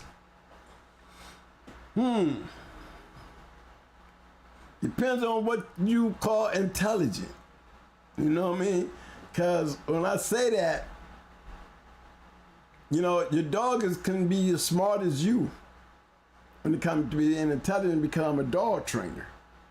You know what I mean? If you can train a dog to be intelligent, you know what I mean? You trained them. The bulldog be intelligent. You know, the bulldog can be trained too. So when it comes to intelligence, you know, there's certain things, you know, there's a level of intelligence because remember, as a trainer, I can train a dog to be smart. You know, just by listening, if you teach them, just like you teach any human being, you know, you teach him, you know, algebra, and that's all he's been learning all his life. He's gonna know algebra. That makes him intelligent in algebra, right? So, intelligent, you know, I don't really like letting the dog think on their own too much, if you know what I mean. You know, dogs that think they're smart, like, you know, want to run the mill at their pace and, you know, I'm going to try to slick my way through practice or I don't feel like I'm going to pull today. You know, them smart ass dogs like that, they get checked. Okay, we don't put up with that shit. You know, I'm just keeping it real with you. See, whether it be a goddamn Malinois, German Shepherd, Rottweiler, or a Pit Bull. Doberman Pinscher. You know, dogs are not allowed to pull dumb shit. You know, yeah, they smart enough. Yeah, they're intelligent, all right. They're intelligent. They smart. But, you know, you can train them to be the way you want them to be, too. And, you know, when it comes to intelligence, you know, especially when it comes to, you know, a bulldog that has pit intelligence. Now, when it comes down to a dog that has pit intelligence, that's a dog that knows how to adjust. He's smart to make adjustments. You grab me on my ear, okay, I'm gonna grab you on your jaw. You know what I mean? Or I'm gonna sit up there and jump up in your chest like Satan used to do. You don't with dogs with intelligence. Yeah, you can tell a dog to sit in the fight. But you can also tell, yeah, I can tell a dog to sit in the damn match and he'll sit right there. You know, it sounds weird. You know, giving dogs commands in a match, but you never know when you need to use that command. You know, I always scream scratch. Everybody, man, if a dog was game, you don't need to holler scratch. Well, goddamn it, let me tell you something. Goddamn it, you train a motherfucker to scratch, goddamn it, even if he ain't game, he'll scratch because I told him to. How about that? You know, this is my belief because I train dogs. Maybe I got a scratch out of him that he might not want to give me if I hadn't never trained him to do it. So I train him to do it, and I'm always make sure everybody do it because I'm always screaming it. I wouldn't give a damn. I always scream scratch on my scratches. Because I raised my dogs to move on that. I use scratch on my attack dogs. When they hear that word scratch, they coming at your ass. You can count on that. They gonna hit you. Last thing you want to hear me say in my dog world is scratch. That means I'm cutting them loose. And they know what happens when I cut them loose. So, yeah, intelligence is a real, and you know, so many levels to intelligence. You got dogs that can really adjust and are pit generals in their own right inside that box. Mr. Garland, thank you, sir. Thank you, baby. Thank you for that super chat. Thank you. Shout out to you. Salute, bro. And I'm glad. I hope you. I don't take nothing personal, dog man to dog man. Okay.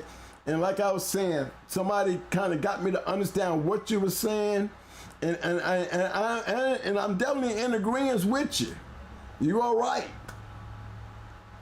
But I would still go back and say, always prepare yourself to go 2 or 3 hours, regardless of what it is you got. I'm just being honest with you because that's exactly what I did. Brad never went past 26 minutes.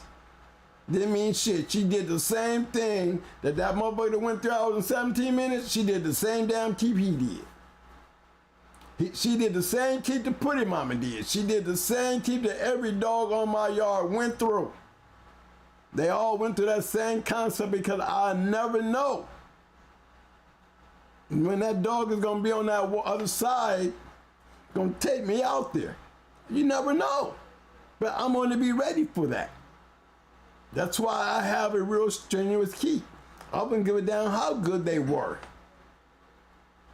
The concept and what I was looking for, you know, meant that if it went 3 hours, I would be there.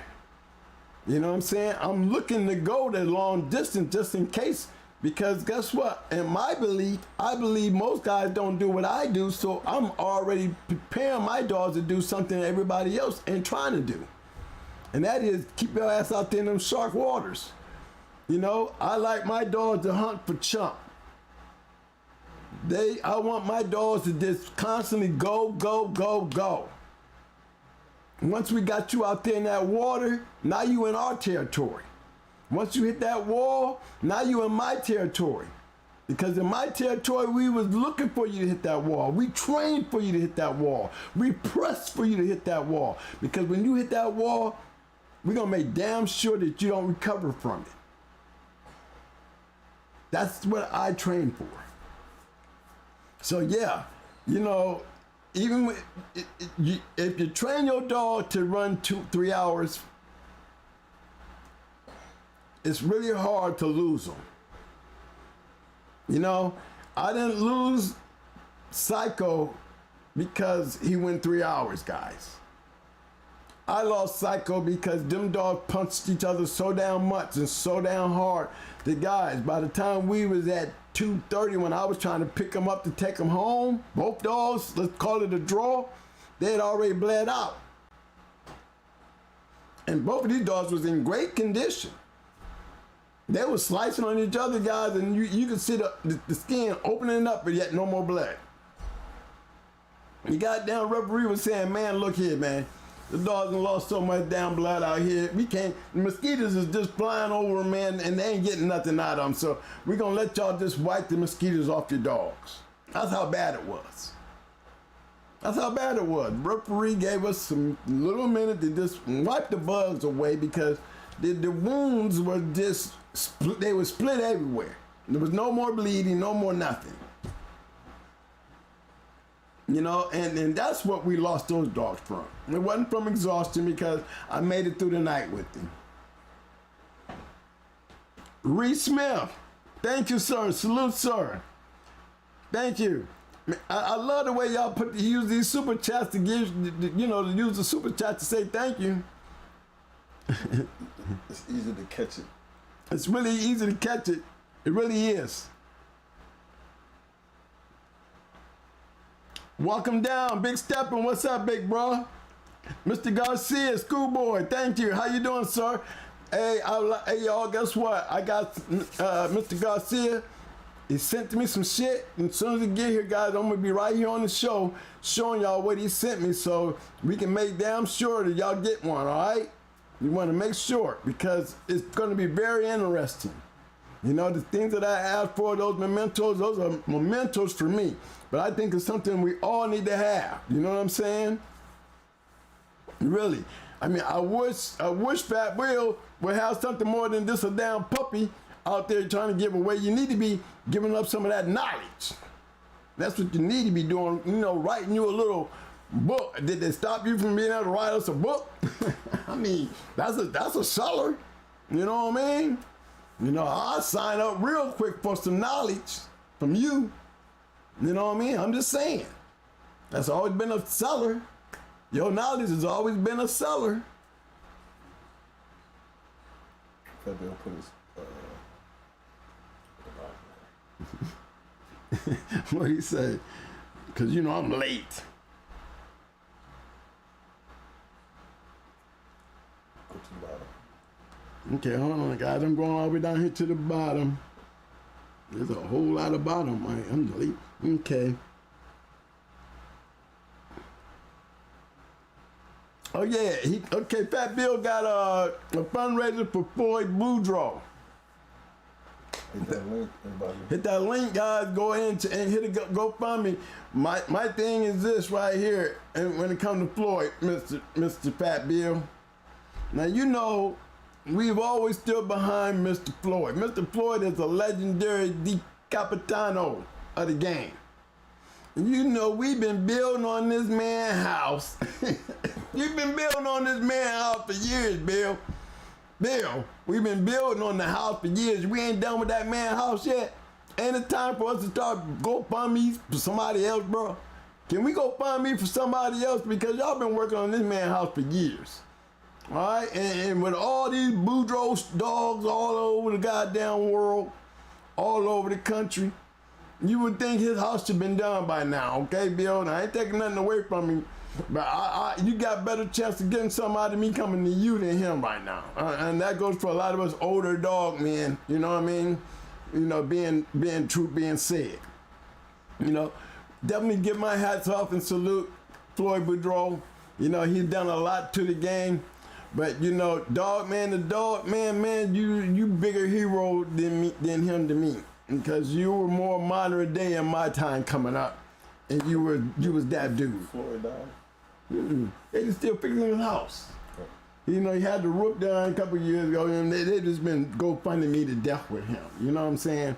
And I was to go fund Fat Bill, go fund. You know, for Harry Hargrove. You remember when Tony Wade was trying to get that roof done so he could bring Harry out that nursing home and shit? You know, that's the kind of shit I would go fund me for. You know what I mean? I mean, with all the dogs that Mr. Boudreaux had, you know, and he's always been a pretty, wealthy guy to me. You know, with the dogs and the things that he was doing, I just feel like, everybody, there's a link right there from Fat Bill. Go check it out. Fat Bill, you need to be putting your link on there. How we need to come and join your shit too, though. Your shit ain't but $5. $5 just to join, guys. $5, for a monthly prescription for $5. I just want to know what's going to get when I get over there. But I will support it like I support everybody. I'm glad everybody's supporting me, that's for sure.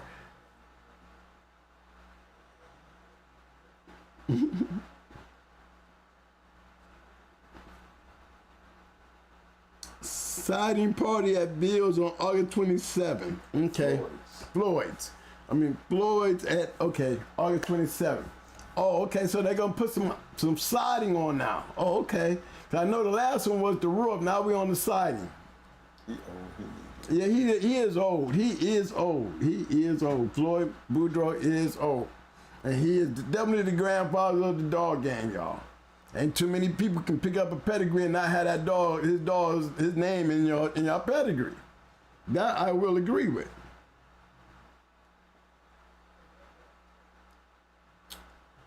Okay. Now, hey, I got a question for y'all though.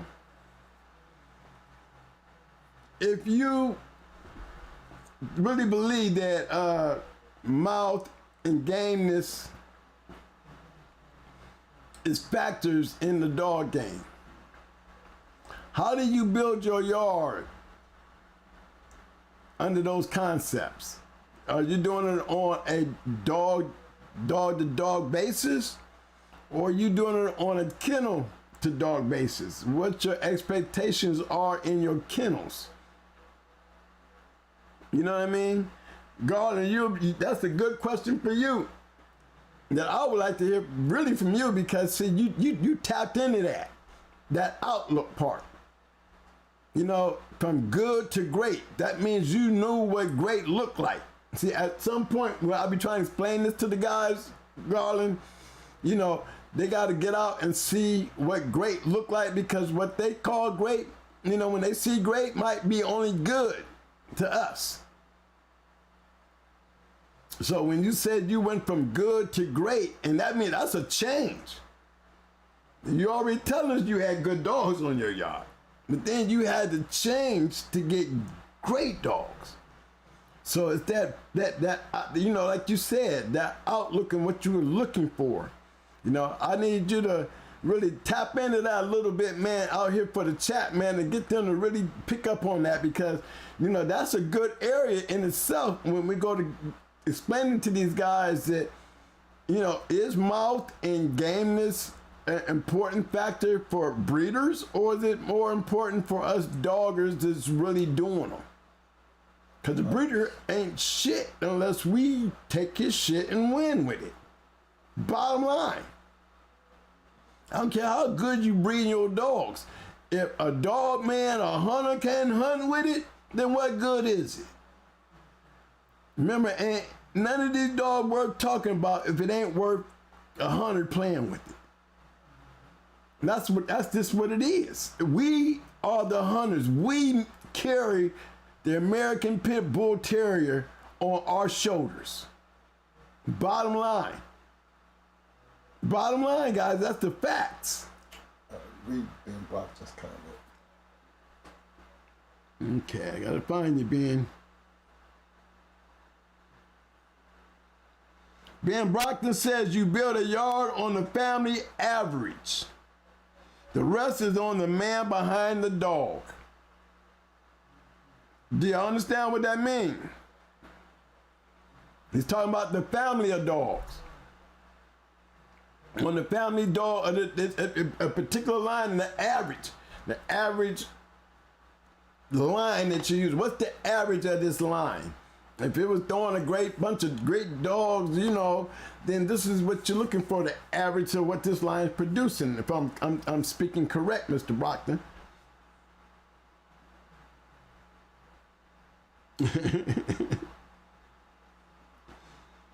Let's see. Raffle for Fat Bill. I like that one for the next time. Yeah, that's what I said. That's what I was talking about. I'm on the raffle with Fat Bill. Mr. Garner said, no, I said, don't bring out good dogs, only really good dogs, or you're going to get your friends. Okay, say it again. Mr. Garner. Hold on, Mr. Garland. I'm trying to find you. Okay. No, I said don't bring out good dogs, only really good dogs. I said don't bring out good dogs, only really good dogs, or you're going to get your feelings hurt. Okay. All right. Let me repeat myself. He said, Mr. Garland actually said, he said, don't just bring out good dogs. Only really good dogs is what you need to be bringing. Okay? He said, don't just bring out your good shit. You need to bring your really good shit. So you see, there's a difference there. He knows the difference between a good dog and a really good dog. Because there is a difference. And what he's saying is you got a better chance going with that really good dog. Because you go in there in the fast lane with that good shit, you may go in there and get your feelings hurt. Or all you're gonna be able to say after the show was he was a good dog. But you go in there with a really good dog after the show, you'll be saying he's a damn good dog. A really damn good dog. Because most of the time, no really good dog up your percentages of winning. Did I get that right, Garland? Did I finally say it right this time, bro? Because you know I've been misinterpreting you all night, and I ain't going to keep doing that. But I hope I fixed that up proper. Give me a thumbs up if I fix that up there, Mr. Garland, all right? John Kramer, what's up, John? Ain't seen you in a while, bro. What's up, Mike Dean? What's up, Tony? How you doing, bro? Thank you for coming out. Hey, Big Steppin said I always look for gamers first. I just got Lucy with the mouth. Well,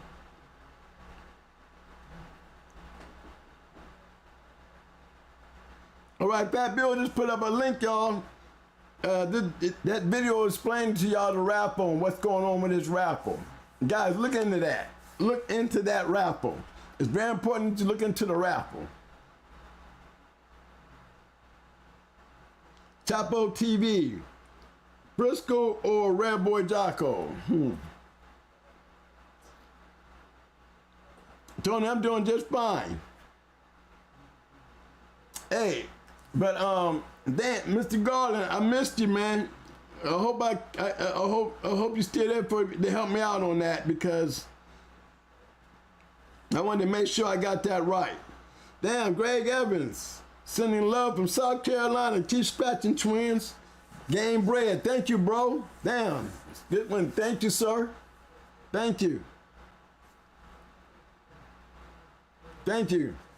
Fat Farm Ray, what's up, baby? What do you mean? What's up, bro? Man, I'm getting all y'all great dog, man, coming all up in my damn room, man. Y'all trying to make me feel important. All right? All y'all dog men up in here. All y'all dog men up in here. This is a great damn dog room right here, y'all. I have to say it to you. I got all y'all good dog ass men up in here.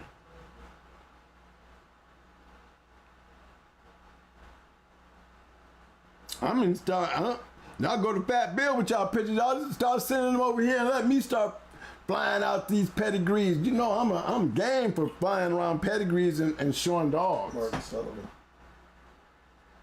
Right. Okay, Monty Sullivan. Hurt. Martin. Mr. Sullivan said, heard great things about you and your dogs. Tapping in from South Carolina, big bro.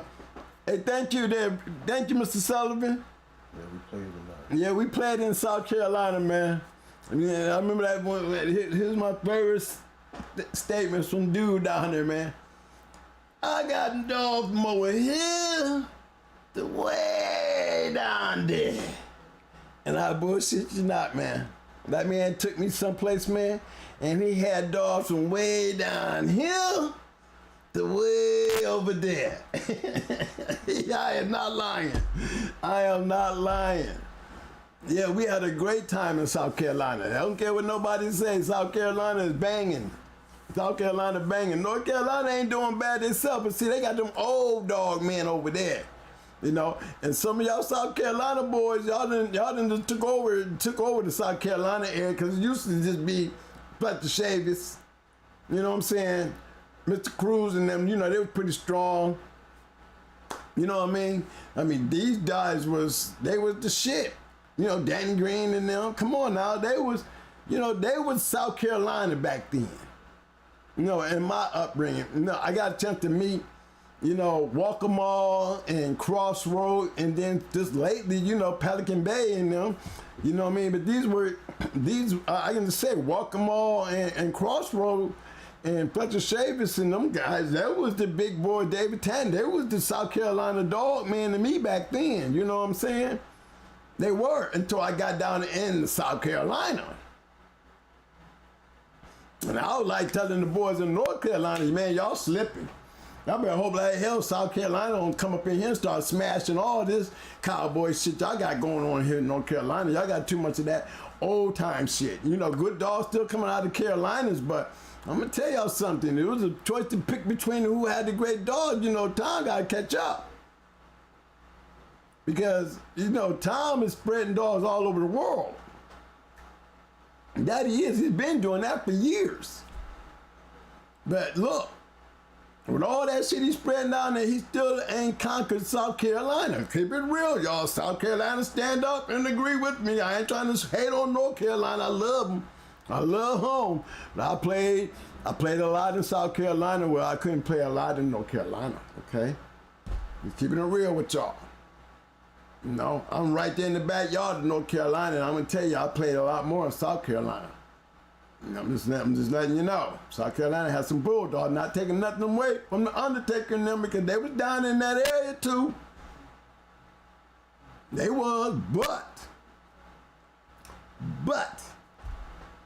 South Carolina always active in the game.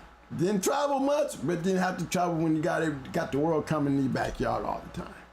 So, I mean, that's just how it was, you know, and not taking nothing away from them, but I'm telling you, man, they treated you good there too.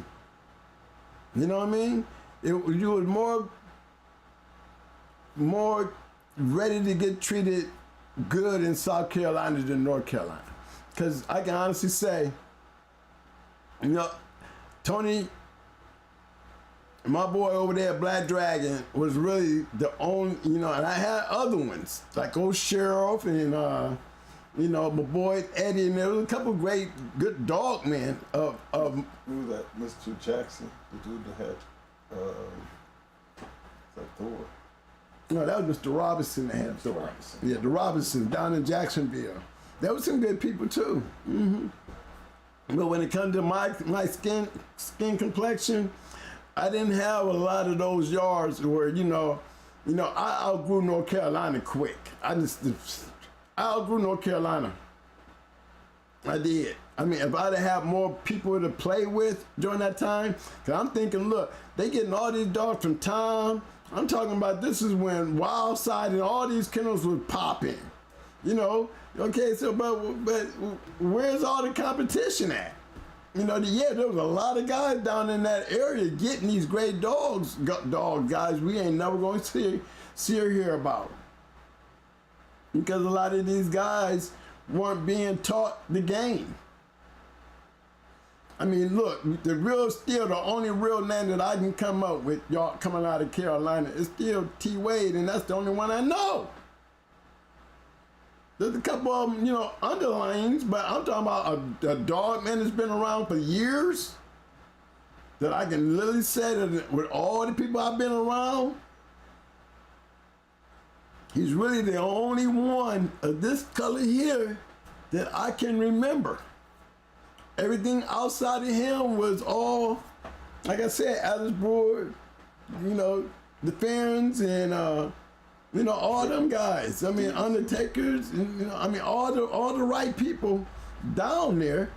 But if they didn't become unknown, it's because I would have stayed in North Carolina. I'd probably been just like them, because they didn't teach me shit. Nothing. Oh, I can get a dog, but I wasn't gonna get no instructions for that dog. Not at all. Maybe wasn't getting their best shit because they knew they wasn't giving the instructions. So we was probably just getting dogs. Maybe I got lucky when I got judo.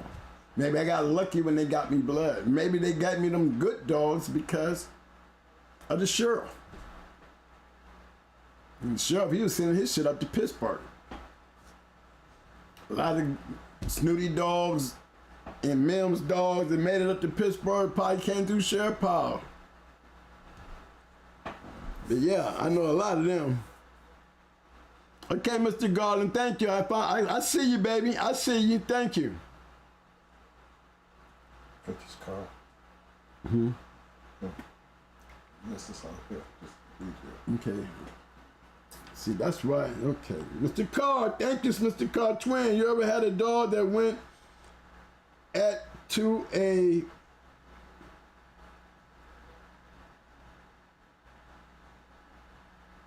Have you ever had a dog that went at a fast pace? All of them. All of them. Shout out to Mr. Carr. Mr. Prince Carr, shout out to you, bro. Thank you.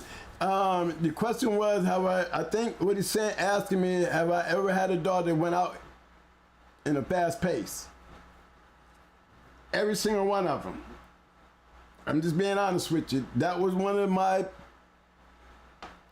what I call that little piece that I didn't think everybody used, that I took advantage of. That was one of my, I felt was a advantage. Remember, don't take but that right there, and you put a whole bunch of these together, they get bigger. The more advantages that I'm taking, the bigger advantages I'm taking to get my chances of winning. And pace was my biggest one. Pace was my biggest one. I'm gonna tell you something, guys. I used to, and I'm gonna tell you, I honestly believe this to this day. Because y'all didn't, you know, for guys that's been around, they didn't already told you, twin, and that keep. Well, see, that keep that they're talking about was just the elementary part of it. You can probably tweak it all kind of ways. But the concept of understanding what that keep done was the trick that I always felt that I don't care who I go into, wasn't worried about who I went into. I just hope that the only way that somebody gonna get me, the only way somebody gonna get me is they gotta get with me. And the pace was my trick. I tell guys from day one, when I stick that dog on the meal, from day one, he goes on that meal, I'm watching that motherfucker damn near pass out by the time I got 30 minutes. From day one, ain't no stopping, taking him off and resting him a little bit and bring him on back and put him on. Hell no. I come right in day one. Day one. Day one. I'm coming in looking for what you got. But you don't let them understand the purpose of the pre-keep. Well, the pre-keep, personally, I really didn't really. What I did in the pre-keep was teach them what I was expecting to get out of them anyway. See, I wasn't going into a keep. When I say pre-keep, all I'm doing is I'm cleaning them up. I'm getting their weight down to a weight that I don't have to go into my keep worrying about knocking off a whole bunch of damn weight. I'm going in my keep right there where I need to be. 5 pounds over at the most. And I try to maintain that, chopping it every day. You don't understand, guys. In my keep, I was, to know it, you would have to understand. You got to be real disciplined to deal with my keep because I was a fanatic. I wrote everything down. I can pick up my keep and tell you what day my dog starts showing improvement. Because I'm looking every day at this calendar. This calendar is telling me everything. And I feel like if I can go into a match and I jump on your ass and I force you to fight my fight says this. If I can get you to keep doing this with me, I don't care how good you are. Guess what? You gonna be trying to do everything you can to stay ahead or keep up. See what I'm saying, fellas? Because guess what happens? They all hit the wall. And if you ain't training for that wall, and I am, when you go flat, I'm still, it's all me. It's no more of this. It's me. You trying to take a break and rest because you can't keep up with this. Because I'm still ticking like the Energizer Bunny. That's why I use pace against you. Pace is the easiest trick to use against this game. Because everybody don't train for pace. Everybody has this concept of pace. But don't nobody know what extreme pace is. Extreme pace is pushing your dog beyond his maximum and building on top of that. So when you take one down and you got one, he might be better than you. But if you got a pace set on your animal, guess what? You send your animal on in there and be confident. How many guys you done seen during the match be like, man, damn, this match just started, man, slow down, this gonna be a long night. How many guys heard that before? Me? Quinn, stop rushing. You hear guys hollering all in the box when I'm in there. Twin, damn, stop rushing it, man, damn. Man, we might be here for a while. You know, I ain't hearing none of that. Because they wasn't standing there when I put my dog in shape. See, the whole time I'm putting my pace into him, that's the shark. That's the shark move. You see? That's the shark move. I'm taking them, I want to get them into my world, my line, my sharks. You have to keep up with me. Because if you don't keep up at this pace, I'm going to put you down. And you know what it go like in the show. They got to keep up. They want to stay in it. They got to keep up. So they're gonna fight a little harder. They're going to try to keep up with the pace. If they weren't trained to do that, guess what? They're going to hit that wall. They're going to hit that wall. And when they hit that wall, I'm going to take over. And when I got you down, guess what? And I'm beating you up, guess what? When you try to get up, I'm going to take a break. Because my recovery is going to be so much quicker than yours. Because I've been training for pace the whole time. Not only pace, power. See, I don't never take my weights off my dogs through the whole keep. Somebody asked me, how much weight do you put on your dog? They will tell you, I will have 15 to 20 pounds on a dog. Oh, that's way too much. How you know? Have you ever done it? I've had my harnesses weigh 11 pounds and I've had my collars up to 5 pounds. If you're a 40-pound dog, guess what? You down there carrying 15 to 20 pounds on your body fucking with me. And I'm still looking for them long hours on the treadmill. I'm still looking for them long hours out there on that road. I'm still looking for them same kind of times on that goddamn electric mill. And the whole time they is on them weights. So imagine if I'm shooting steroids in them, the kind of performance I'm getting. This is what made it hard for me to get whooped. Because I'm doing something everybody else ain't doing. I'm going to the extreme. I'm telling you, the only time I only had to go and really had a problem is with that goddamn dog that took me 3 hours and 17 minutes because it was just so happened to be a guy that knew the key.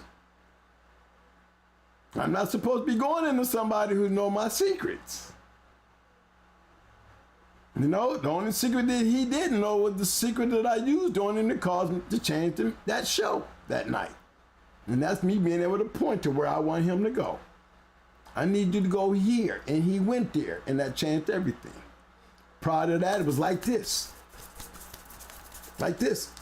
And like I said, there's already, you go back to my video, Gotta Eat, he was there, he's seen the show, he listened to it in his own words. He'll tell you. It was my greatest show, that's for damn sure. Greatest match I ever been in. You know, I used to talk shit about Radar Martel because that was I was in total agreement with McNasty when he said, when they asked McNasty, who was your greatest match you saw? Radar Martel. I had to agree. I would have to literally agree because them dogs was like this. I mean, like this. I mean, they tried to do the scratch game, y'all. They tried to do the scratch game and that didn't work. Yeah, you got two great hounders steady grabbing, trying to scratch each other out of this match. That didn't work. None of that shit work. It didn't work. I'm to tell you, I think, goddamn it, that Abraham just had that down radar, was that what they called him, radar. And Martel was a martini, and radar was a radar. Martel was, and look, Martel, he came out of that same line of dogs with Pepper. So he wasn't no punk now. Now, Pepper was a bad bitch just because she got mopped by Queen. And a lot of bitches got mopped by Queen, but Pepper, she had killed everything. She had killed everything that she put on her prior to going to Queen. She had just got done killing Abraham before they went and got Queen. So Martell was one of them. He was in that line of those dogs. I'm pretty sure Frank Bunsen, Pepper Boys, you know, a SWAT team and them know what I'm talking about. Them boys, that goddamn Pepper was a bad bitch, and so was Martell. And it was just a night of a great match when I saw Radar. I mean, when McNair said that was one of his greatest matches, guess what? I am a privileged person to sit there and say I was there that night, and I can tell you what he saw. Because what I saw, I wish I could have been in, and I had an opportunity to experience it myself. I had a chance to experience what it felt like to be in a real all-out war. Everything else in my career when it came to these dogs, man, couldn't nobody keep up with that pace. That's all it was. I was getting them on the pace, fellas. I was putting these dogs in a situation that when they wanted to keep up, they had to exert more of their energy. You know, you ain't got but so much energy that you're exerting to keep up with me. But you can't keep up with something that's been trained on doing that you didn't train to do. While you was out there taking breaks with your dogs and walking them around the corner, letting them cool off and putting them on and off that shit, I was running right through that shit. Maximum stress. Maximum stress. Maximum stress is what I did. If a man can get on a damn sleigh with a bunch of goddamn snow dogs and run 20 miles a goddamn day out there in the goddamn cold with some damn dogs, with some shit pulling, that's maximum stress. Try to figure out what them guys is giving them dogs. Once you start figuring that shit out, then come back over here where we do and put it into your repertoire. See, that was one thing that Nate and Joe, once they lit that little light, and Cash spoke on that shit because he got it from Boone. He got it from Boone. I never understood what the pace thing was. I had to learn my way through what pacing was. I'm thinking, you know, teach your dog how to pace, you know, keep him where he don't get tired too quick and all this. No, this is a whole different pace I'm talking about. I'm talking about forcing the pace. You force it to your pace. You know, it would be a great show to come in and hear the guy who I think was another great match between two great dogs, and that would have been the two Stone City dogs that ran into each other. You know, it wasn't supposed to happen, but it was a great dog, man. A legend in his area that I went into, and he just so happened to have a Stone City dog. Now, I got to go in here and beat somebody that, you know, ain't nobody looking for him to lose anyway tonight. You be down about 20 in them.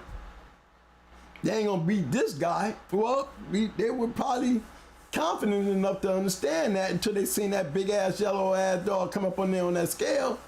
They knew then they was going to have a problem. They knew then they was going to have a problem. They seen that big-ass 40-pound dog get on that scale looking like he weighed 50. They knew then this was going to be a problem.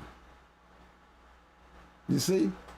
Because the pace, he did everything in his power to stay in there with us. And he just knew at some point that they're going to slow down. They're going to slow down. That's when we're going to get their ass. And when they saw me slow down, and when they thought they were going to get me, I just turned it right back up like a switch. Let them tell you the story. If I could ever get him on here, I mean, Red Boy Rascal, if he's still in the room, he'll tell you. He said it already. He was told about the pace personally.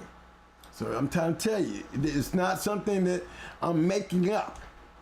I will beat your ass with my pace. When you guys will not put 15, 20 pounds extra on your dog and make him go through a whole keep with that weight on, I do. And I still look for that pace. The body will adjust. It's just not about me putting the weight in the pace and not feeding and doing the right thing to help his body recover. It takes all those things together. For the ones who don't believe in the steroids, Tell them what steroids is. It's a performance. I mean, and then for guys that don't believe in the steroids, I'm telling you, as a firm believer in the steroids, I mean, I'm just being honest with you. It's an enhancing. It's an enhancing. It's an enhancing effect. This is why they don't use it in all the other sports. You know, in all the other sports, they call it cheating. Why is it cheating? If you understand why they call it cheating in any other sport but the dogs, then you'll understand why it was such an easy thing for me to use and take advantage of, especially when I was using it. I know how to. And knowing how to use it and throwing pace and strength all in one. Had such a high, fast pace that you can't keep up because this is something new to you, and that's the first mistake that you never want to run into in a match. Is running some shit that you ain't ran into before or you didn't take care of. Most guys come in there and they don't be ready for that pace. They think, oh, he's gonna slow down. He gonna slow down. He gonna slow down. Now I'm doing this. And they ain't doing nothing. Pick up or get cut up. Because they can't keep up. When they go down because they done ran hot, trying to keep up, now I'm doing ground and pound. I'm doing ground and pound. That's why Pretty Mama was such a great dog. That's why she won Best in Show twice over Brat. Brat going in and smash her shit. Yeah, Pretty Mama go in there and lay around, play around, and then all of a sudden at the 1 hour mark, she turned into goddamn Queen of Heart and started smashing shit, looking like she's some great almighty dog. When the bitch had goddamn weights on her the whole damn cheek. So ain't no way in the hell you stronger than her.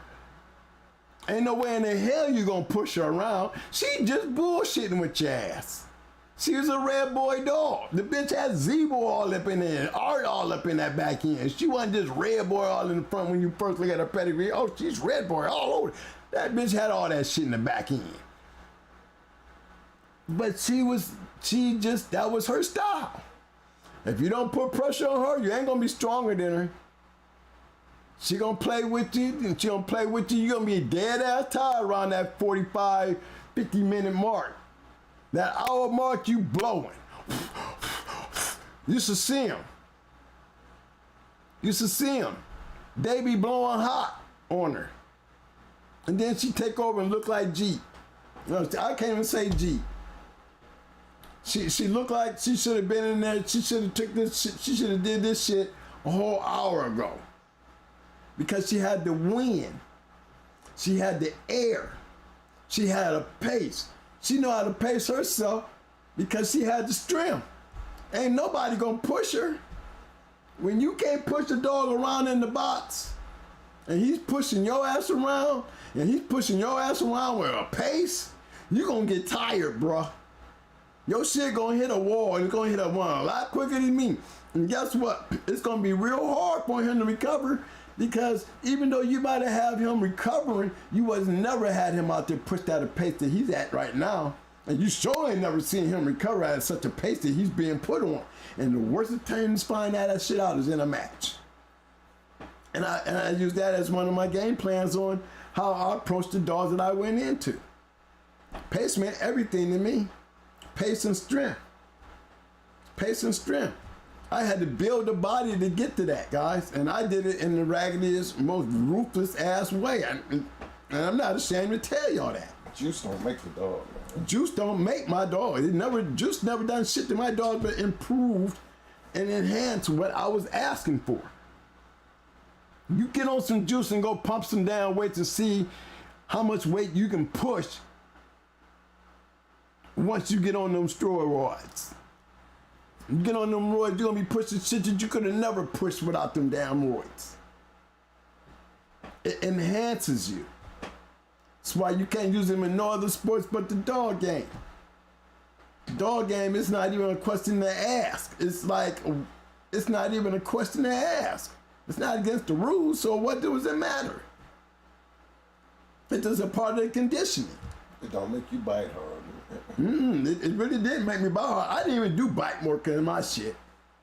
I really didn't. I used to use bite work to show them when to bite and when to bite, when to bite, get this, get this, get this, get this, but not no sit there and hang on a damn spring pole and and no. No. A dog gonna bite hard if he wanna bite hard. You just teach him how to bite. That's all I did. And they started that as puppies. And then we did that at an early age. We teach our dogs how to bite like we teach the damn Malinois and German Shepherd and the Rottweilers and the Dobermans. We teach them all how to bite. You know, you use that bite wedge, that bite bar, it will teach your dog how to put their whole mouth. Your dog grabbing it in the front of his mouth, those are cutters, but the real damage is that back of that shit. Pull that mountain. Look at that mountain you got in the back of them jaws. You see those little mountains? Little sharp tips and shit. That's the shit you want to put back there on the damn chest. Not them fangs. No, you want them goddamn yoppers, that shit in the back. Where the crunch is. You know what I'm saying? See, them jaw muscles, he gonna use them if he want to use them, dog. You can't make a dog bite hard if he don't want to. A dog only bites hard because he want to. And he can. That's all I can tell you that much right there. Now, when it comes to longevity and biting, give him win. You want to keep mouth? Oh, he's gonna lose that mouth once he start getting tired. You know why? Because once they get tired, they start breathing. They don't really get good breath through their nose. They get it through their mouth. That's why you'll see some of them dogs, they be at home, you hear this, because they're trying to breathe through the little gaps in their mouth.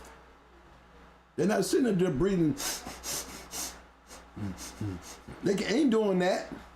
They doing this. Okay? Got a mouthful of fur in that shit, but they're trying to catch their wind. You know what I'm saying? No. You get them used to recovering.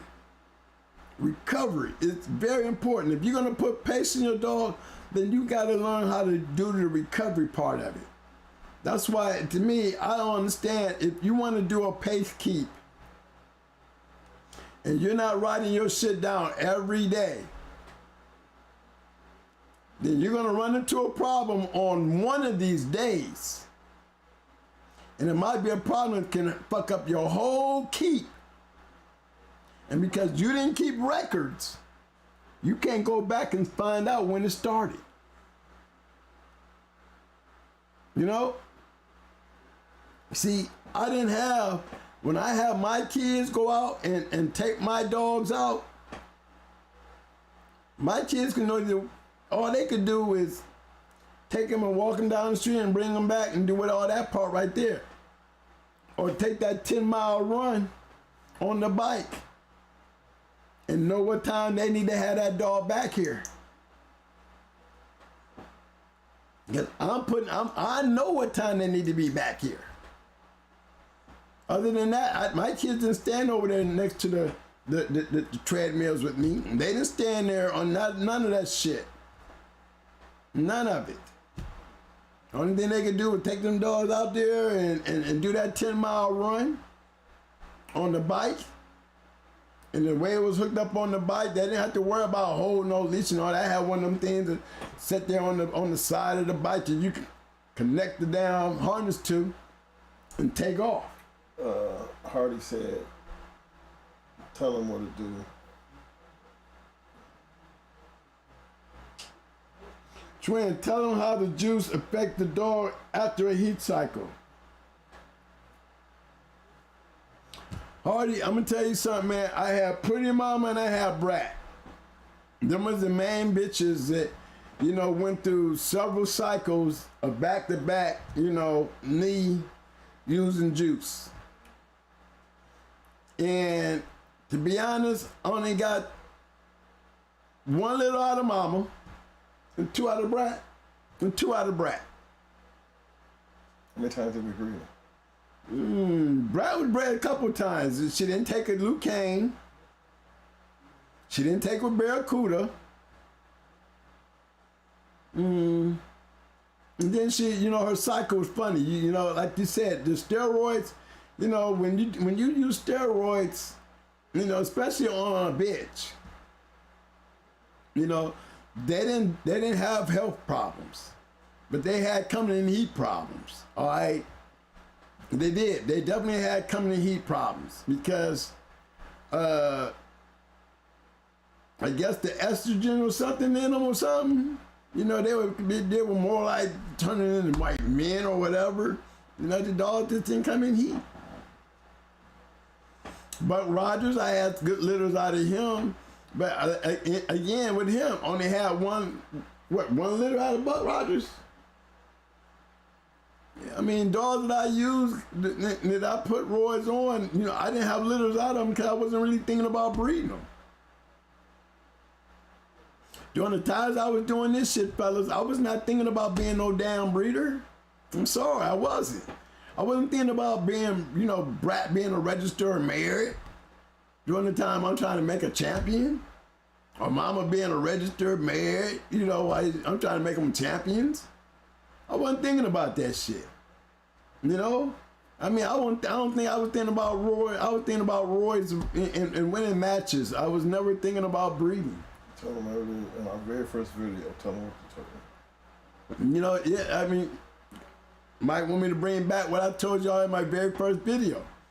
Decisions got to be made. Which one do you want to be? A breeder or a hunter? At some point, the hunter gonna have to be a breeder. But he's gonna always be a hunter, and the only reason he's being a breeder is because he got to get some more hunting shit. Now, I had a breeder that I could walk on his yard, and he would say, "Come on over, twin," and my job is to take his dogs and go out and make this dogs great. Then here's the breeder, and I'm the hunter, and we're working together. But I didn't have that. I had Going Hard. That's it. So Going Hard had to come up with his own strain so he can continue to hunt. Because I didn't have nobody supplying me dogs to hunt with. So I had to start making my own. And steroids, I mean, it wasn't no great thing to have on my yard because you look around, guys, there's not a lot of Going Hard dogs out there. Sassy was the one throwing a lot of those dogs, but she wasn't never matched. So she wasn't ruined by steroids. Yes, steroids is not the greatest thing to put in on your dog. Like, it's not a great thing to put in on a human being. It's still the same effects, guys. It's nothing much different.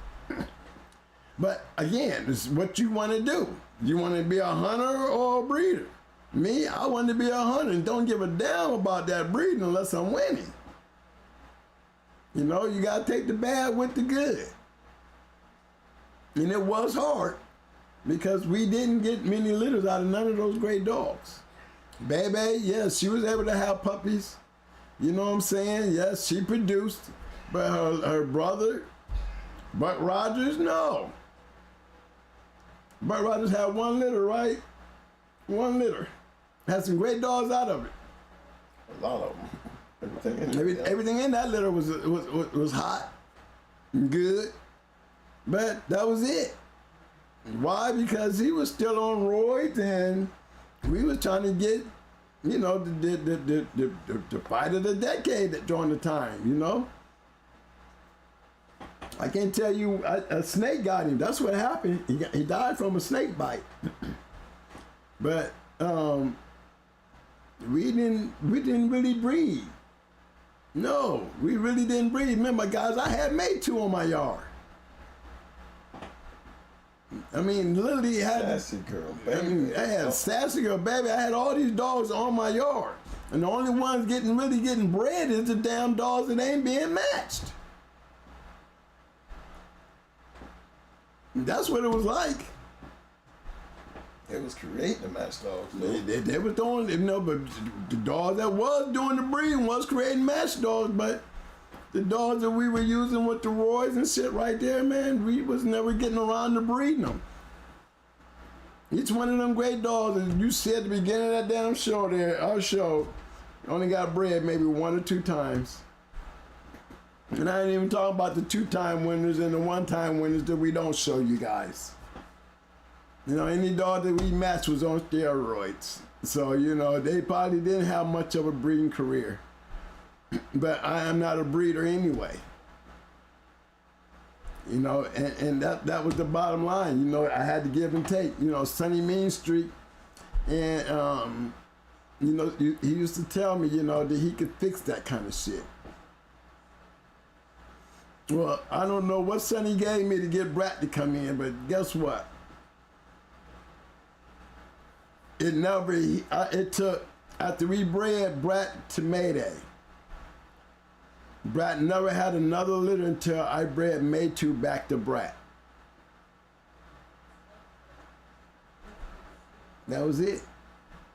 Yeah, I bred Maytu back to his mama, and she had a litter. Now that litter, those puppies got sold when I got out of the dogs. But yeah, there was a litter after Brat being bred to Mayday. All the other breedings didn't take. Nope, did none of them take.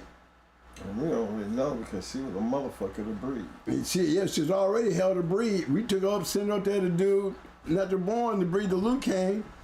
Damn, man, you know, how you gonna, I mean, I sent the bitch out on a Friday and she was back on a Sunday.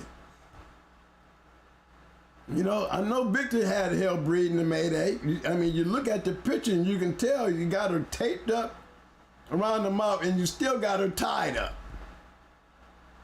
You know, look like she was calm in that picture when he took it, but I'm gonna tell you the truth, Brat wasn't a breeder.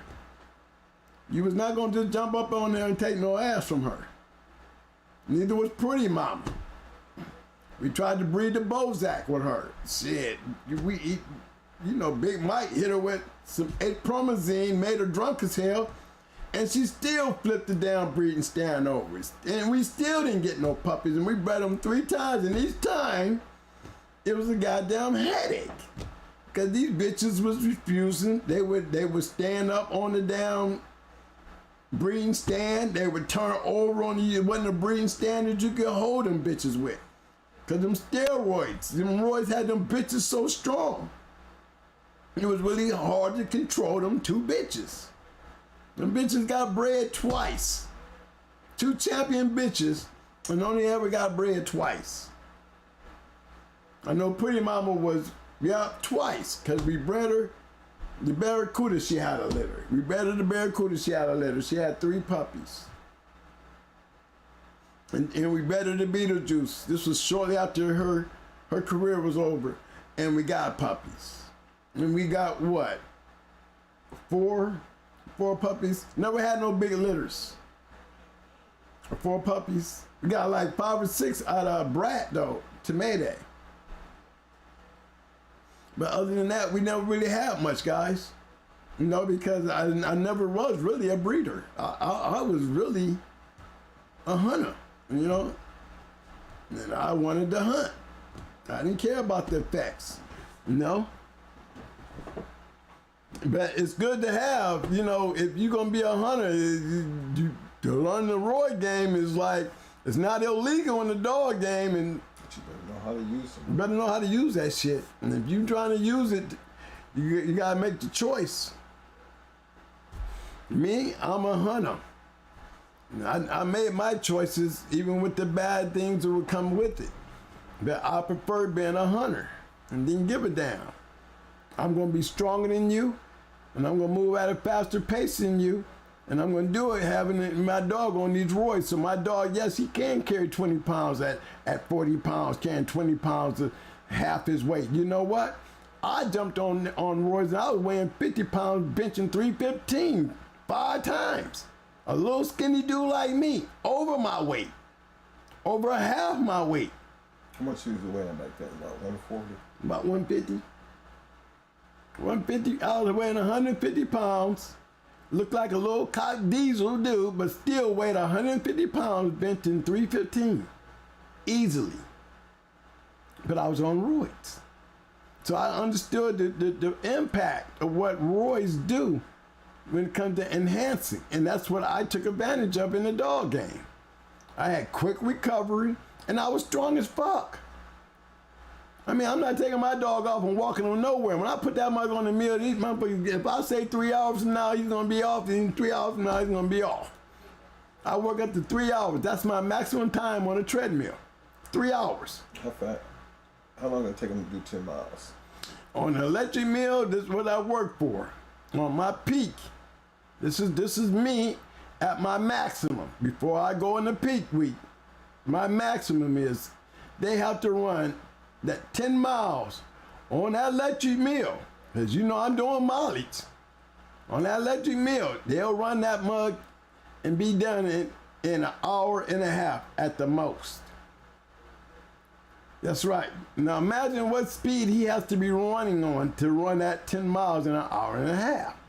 When usually, for me to run a 10 mile on a dog, on a treadmill, I call that the equivalence of 3 hours on a treadmill.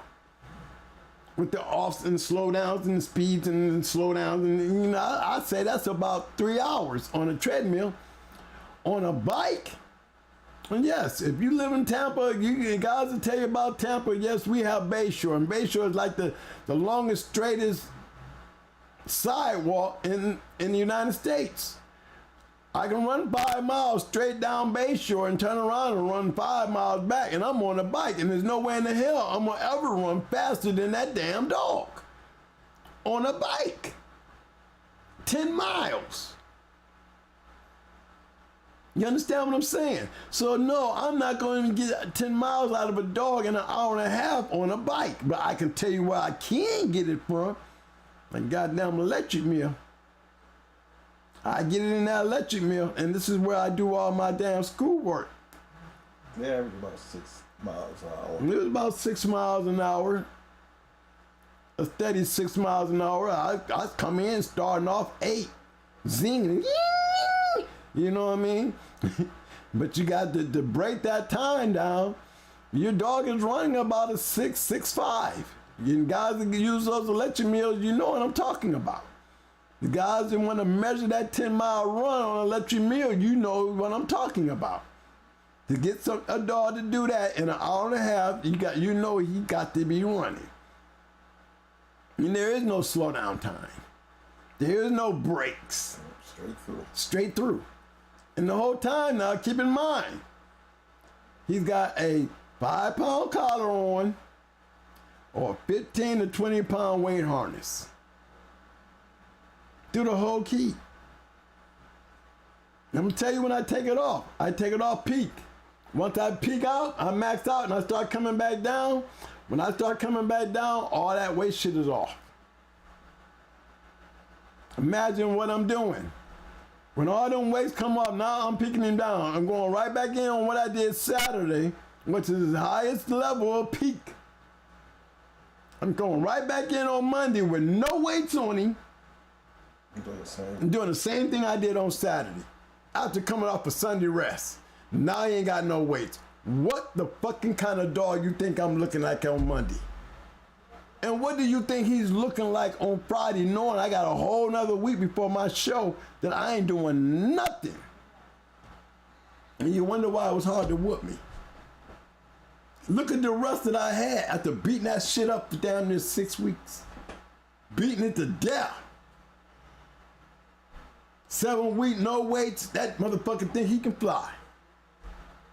All them weights off of him, how you think that dog felt with all them weights? He felt funny on Monday. But guess what? He felt so damn good, he ran through that shit. Woo! Because he had all them weights on him. Steroids kicking in, ain't nothing, there's no resistance now. Now he just feeling like he Air Jordan, light on their feet. Feeling good for some reason, feeling funny because they don't feel that extra weight on them. They ain't getting tired as quick because there's no weight. Now you seeing what kind of dog you done created. A whole week. And guess what I'm doing the whole time? I'm chopping everything in half. Well, I was on the mill 3 hours on Friday, on Saturday, then I'm gonna be 3 hours on Monday. I'm gonna be an hour and a half on Tuesday. I'm gonna be 75 minutes on Wednesday. I'm gonna be down to 30 minutes by Friday. Really 15 minutes by Friday. Saturday, I'm only out there 5 minutes. And then the rest of the week, up to go time, we ain't doing shit. Nothing. A nice little walkout. I'm looking like goddamn Lou Ferrigno. Body done got used to no weights on him now. He got all flirted up. Man, come time Saturday, that dog know what's going to happen. It wasn't a dog that I took out there that didn't know what's going to happen. But it's the concept. It's the concept. You got these great conditioners out there. Y'all hear me? Y'all smart enough to figure out what the fuck I was doing. Y'all know what the hell I was doing. How many of y'all wore ankle weights? How many of you wear ankle weights? What happened when you took them ankle weights off your legs? Think about it. That's right. Who was that? Fat Bronx, the Hawk. You better look at them pictures. Look at the pictures of them going hard dogs and look how they look. Everybody be thinking them dogs was born and built like that. No, them was steroids. Oh yeah, Jamie got the key when he got my dogs. And, hey, he wanted to know the winning way. Goddamn it, it is the winning way. That's why he got Elrod, Orca, and all them other motherfuckers. He could have got that shit from Latin Force and Mr. Lincoln there, but no. Go look at his shit, and then look at my shit, and you'll see why those dogs was killers.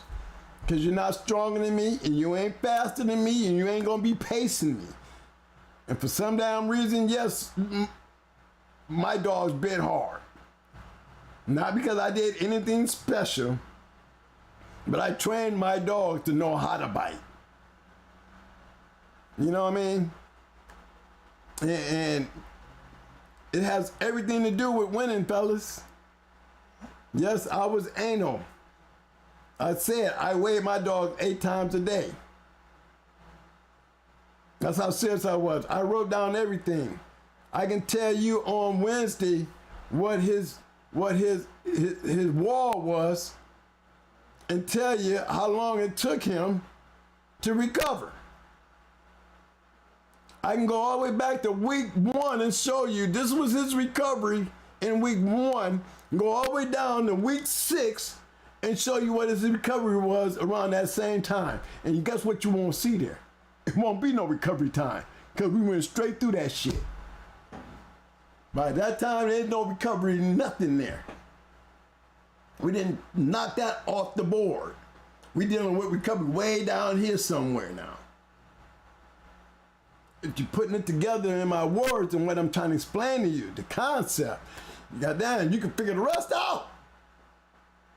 How many of these dog men you know heard come up there and say pace? Every one of these guys had winners. If pace wasn't an important factor in any of their shit, whether they did it like me or not, any of their shit, they wouldn't be speaking about that word pace. Me, I just had a different way of using the word pace. I heard it from Cash. Ohio Cash spoke it, but he spoke it through Boone.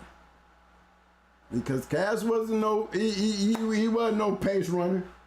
He had game grade dog, but he wasn't no pace runner. No, the word pace, I figured that out by hearing the word and then getting clarification from the guys who knew what the hell I was talking about. And I would have to say, Abrahams, Supernat, Stone City, Mr. T. I would have to say them are the major factors. And coming to my conditioning, I hope I didn't leave out nobody because I can just tell you those were major factors, major players in teaching me And then in the fact of me putting it in there and doing it my damn self and getting it done and seeing the results. Mayfield played a major part in the sneaky shit. Oh yeah, I mean, really. You know, Don Mayfield was a couple old dog men, and the one that really stood out would have to be the Abrahams, Pitt Generals. You know, McNasty, Mr. T. You know, they both handled, but I liked it the way Mr. T handled. But I love McNasty's ability to handle. But they taught me that you know, that pit generalship. You know, that getting down on that leg. I'm gonna put some pictures up Friday, y'all. I'm gonna put these pictures up about the way, you know, how we stand up on how we handle the dogs. You know, we did a show on that. You know, you want to get guys who didn't see that show, you need to go back, because that shows the other things that I did. When you heard guys talking about how guys was getting in the way, hovering all over the box, it kind of put you in that mind frame of what was going on. Imagine if you go back and look at that video and say, now let me go back in here since I heard Twin talk about it. Let me go listen to it again. And then you will see, when you put all those things together, this is what make guys hard to beat. You know, I ain't trying to act like I was undefeatable, but I ain't saying none of that. I'm just saying it was very hard to beat me. Tell me your damn record so he'll know. I would have to say out of 40-something matches, if I lost 5, I mean, if I lost 6, I might be lying. But I think I'm closer to 5. But I can only come up with 5. And this is out of all the years I've been doing them. You know, I damn near went down there 8 years without losing. Straight. And with just grabbing anything I wanted to take out and win, when it wasn't really like concentrating on one dog. I just wanted to go match dogs. I mean, that's what, I didn't even take champions and grand champions as serious as most people would have thought I would have or should have done. Look, guys, if I wasn't such a pit head, because that's exactly what I was, a pit head. Because I never thought about straws. Look at the straws I should have had with the dogs that I had. Look at the breedings I should have had. You know, instead of sending my bitches, I could have been going up there buying straws off of them, taking them over to the vet. Just give me the straws and send them down here. I'll use them later. Spending the money on breedings that didn't take and just letting it go, and hopefully through the years I can send somebody or go back up there and get it myself. You wouldn't believe the shit that I done. Because the only thing that I cared about was winning inside the box. Then none of the other shit mattered to me. It really did not matter to me. Because I was a hunter. I look at the way they do things now and wish I could do it all over again. Because there was so many things that I missed. You know what I mean? That's why I'm explaining to you guys about my years in the box. You don't hear me talking a bunch of shit about all that other shit. You hear me talking about winning in the box. You know, I'm not even one of them kind of like to brag or talk shit, because I wasn't. I didn't have to. I didn't have to, because I had the dogs that did all my talking for me.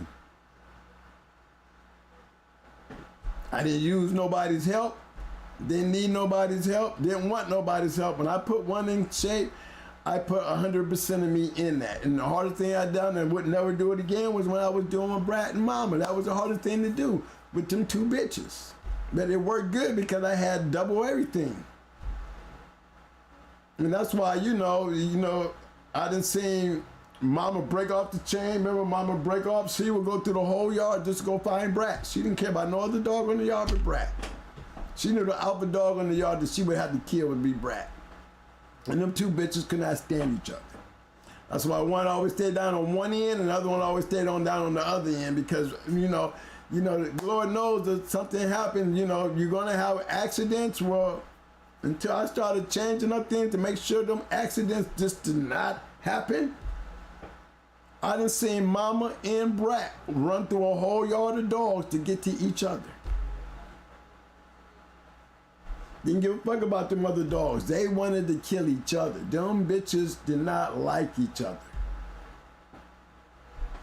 And it was the funniest because I've seen them get loose and could have stopped by any chain out there and didn't want to stop by none of them. Got loose and go find them two would find each other, because when I was training them and conditioning them to, them bitches learned to hate each other, and that made it even harder for them bitches. We always seen it doing together. Yeah, we was always doing them together. We was always I did all three of their matches together. And I'm telling you, I worked those dogs together. And them two bitches learned to really hate each other. They could burn a fucking treadmill. They could ruin a treadmill running so damn hard. Boy, you put them big ass bitches in them roids in them damn dogs, they was swelling up like leuferin, aggression, all kind of shit. Man, I'm talking about Bradley grabbed the goddamn wall while she got down running shit. Grabbed the goddamn side of the goddamn pit thing. Grab that motherfucker. She can't grab nothing else. She be trying to reach down there and grab the slaps while she running the motherfucker. She trying to grab something to shake that motherfucker. All you got to do is put that goddamn one of them things in one of them corners and let her yomp on it and shit, because that's all she wants to do. Gotta give her something. But yeah, it was an experience. It was a learning experience. So when I'm telling you guys about pace, I'm pretty sure Mr. Garcia got his way. He's a winner. Big Steppin got his way. Bakari got his way. You know what I'm saying? They all got their way. Black Ice got his way. Stone City got their way. But in the concept, I'm gonna tell you, the concept was when I know the Stone City way was like the Abraham's way. Them two right there, they were to me to this day, they're my idols. Yeah, I learned a lot from Mike too. From hardcore, yeah. But I think my biggest contributors was Stone City, not just Jesse and Tony. I would have to say both of those guys, Jesse and Tony, and Nate and Joe. Because their concept of the roids is why their yards were great.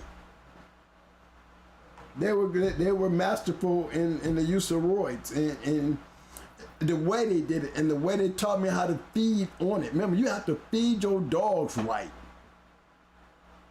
And when you feed your dogs right and you got them on roids and you beating that body up like I was beating that body up, I beat my own body up. I told you what I did. I had to start popping them up just to see if the shit really worked like it did, and it did. I said I wanted to be a power lifter. I wasn't down there doing no warm-up reps and none of that shit, y'all. I just going straight heavy. That's it, straight heavy. I just kept pushing. I started at the beginning of the week pushing something one time. By the end of the week, I'm pushing it 4 times. Because I'm going in there every day pushing this damn one. Because sooner or later, I'm going to get in there and get that 1 out the way and get down there and get 2 out the way, because I'm trying to do it every day. 3 or 4 times a day, I'm grabbing this one weight now. And I'm on roids. I wasn't doing sets and all this. No, I was grabbing the heaviest shit possible. That's why my shit's fucked up now. It got to the point that the goddamn doctor said, "Hey, Mr. Bayless, you might be strong as fuck, but your body ain't." Yeah, man at the gym said, "Look, man, you need to go get your shit checked, because, see, when you start lifting not only your body weight, but twice your body weight, over twice your body weight, your body is never going to be as strong as all them weights. Your head could be, your muscles may be, and that's all in the GAMENESS in my head that had me doing that shit. But the whole time, guys, that shit was fucking my body up. It was. I mean, I had, the shoulders got fucked up. The elbows got fucked up, you know, from that push. Your heart fucked up. Yeah, my heart fucked up. You know? I mean, everything to me, I can't really put it on the roids. I can just put it on the beating that I did. But the only way I could learn what I did to me, I learned by doing what I did to my dogs. I mean, look, I was proud of what I looked like. I was proud of what my dogs looked like. So, you know, hey, it's all in being the hunter that I was. I don't feel bad about it now. I ain't gonna cry about it now. You know, I'm sad. You know, because you know my story. You know my story. I mean, even when they can put it, it's all about the Marine Corps and that nasty ass water anyway. But you know what I'm saying? Me doing what I did didn't make none of this shit no better. You know, and I was just as game as my dogs, you know. I think I'm a representation of what I wanted going hard to be, and my dogs made that, you know, representation of who I am. I was able to display it in my dogs, and that's why I finally became a winner. I came in winning because I came in knowing great dog men. But you know, on to me, what I call winning is when I went beyond the expectations of everybody else that was thinking that, you know, I was just out there. I think that's why so many dog men in the game know who we are. You know what I mean? It's not because I was running around everywhere. It's because, you know, you can't miss a guy like that when he's so goddamn dedicated into what he do. It makes him dangerous. The dude is serious. You know, and I'm glad that y'all see that in me, because that's what I am. That's the real me. I am a Marine. You know, I'm a Marine. I'm a Marine. When I was out there standing up for my damn country, I was like a goddamn pit bull in the box. You know, remember, we got to go out here and kill people to keep this country free, right? So Still come home. Shit. And still come home. So think about it, man. I got to think like a bulldog too. Shit. I mean, they flying me over here, drop me off in somebody else's backyard in somebody else's neighborhood. What you think I'm supposed to act like? So, you know, the mindset and the mind frame of being a soldier in the Marine Corps, and then you take that away from me, and then you give me these pit bulls, and now I'm standing up there looking like Sergeant Major and the General with these motherfuckers. I got to have some strong-minded, powerful shit. And that was my attitude, and that's what made me the dog man and going hard Kennels what it is.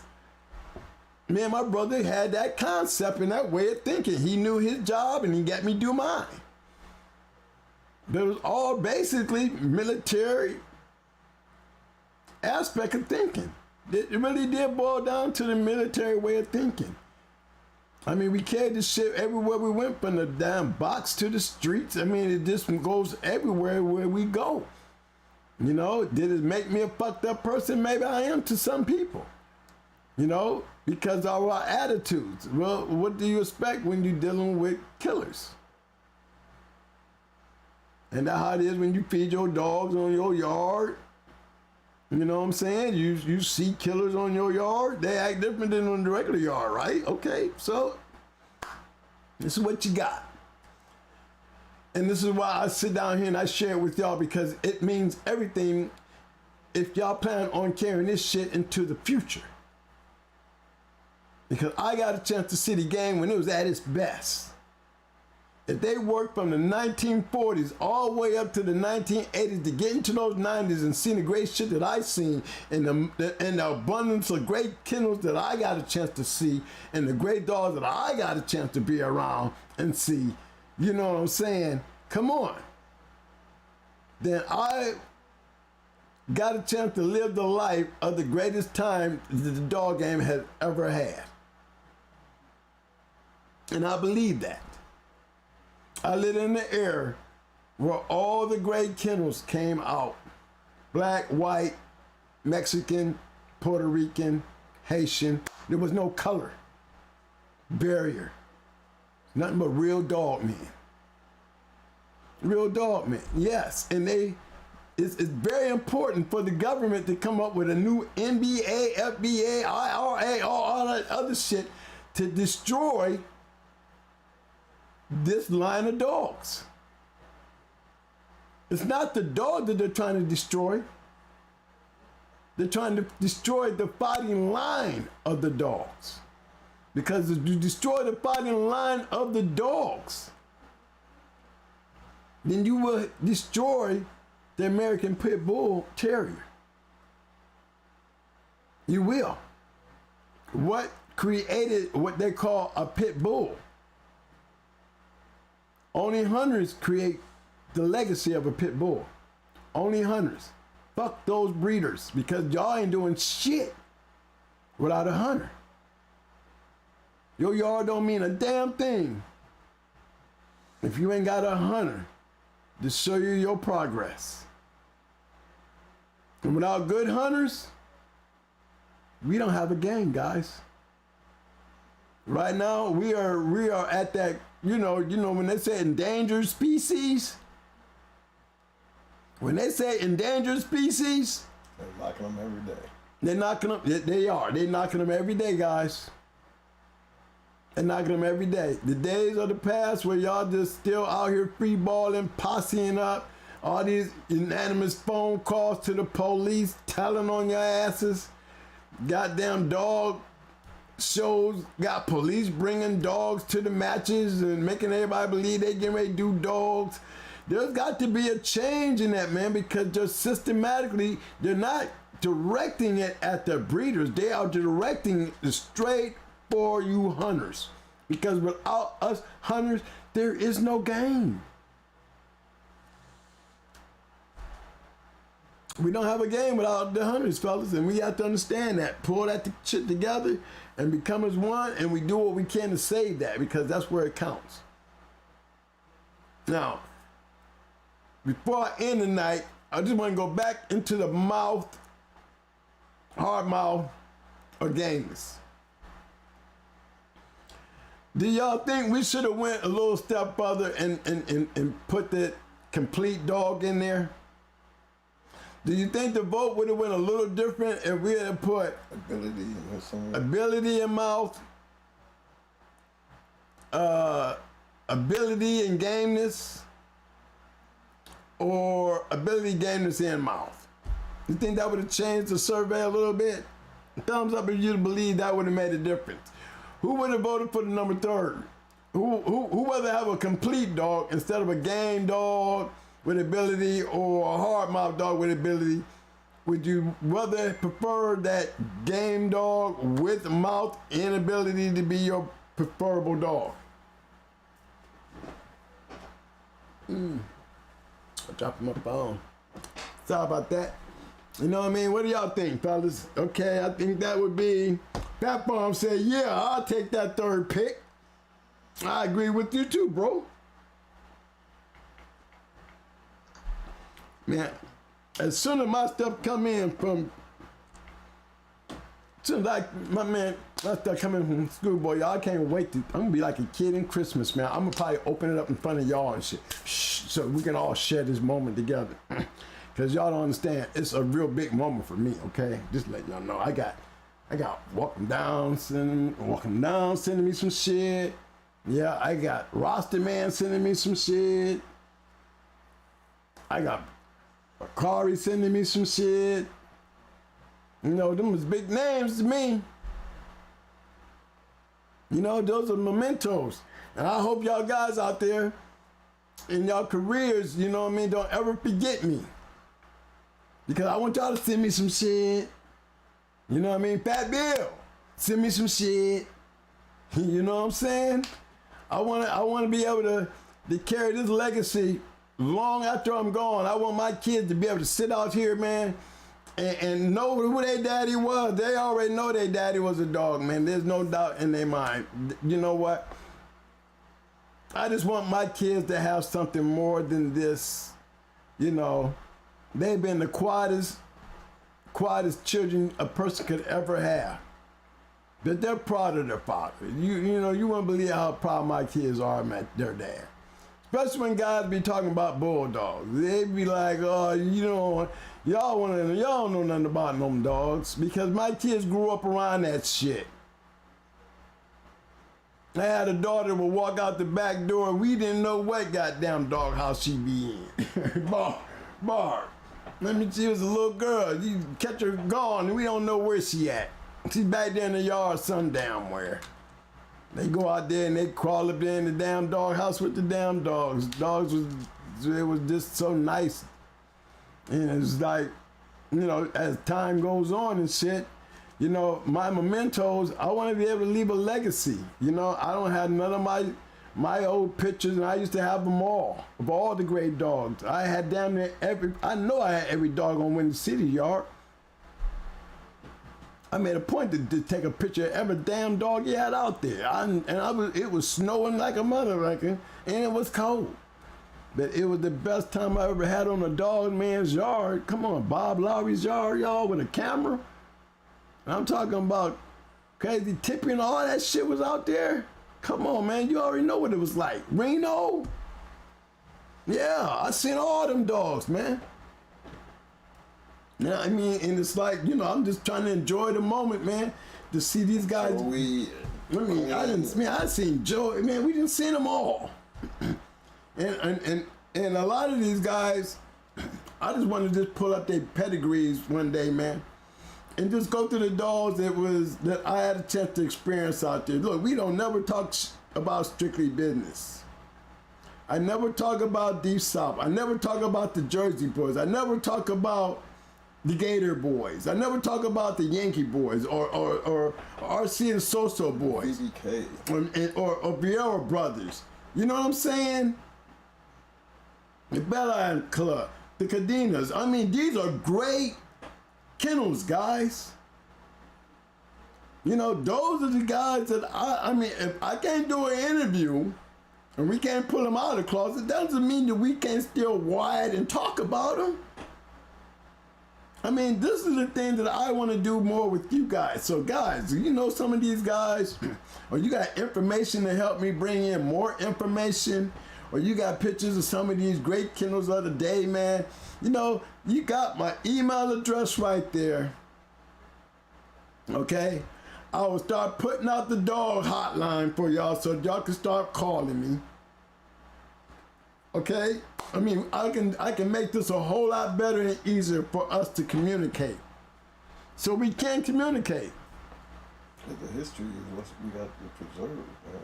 And more. Mm-hmm.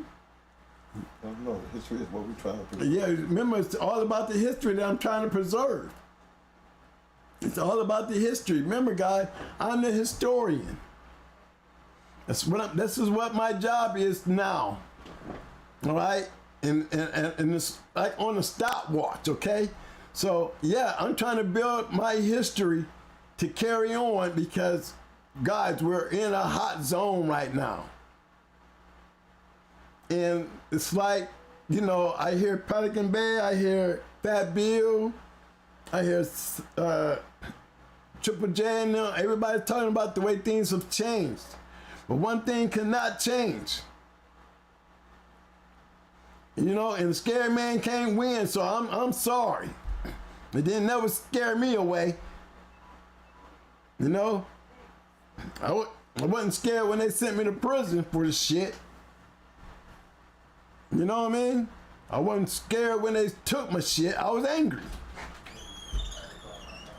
But the preservation is the most important thing that we must maintain. Now, I wouldn't give a damn if they like it. You know, if that's gonna get me snatched up out this damn chair, then come snatch me. Because what they're trying to tear apart and take away, we cannot let happen.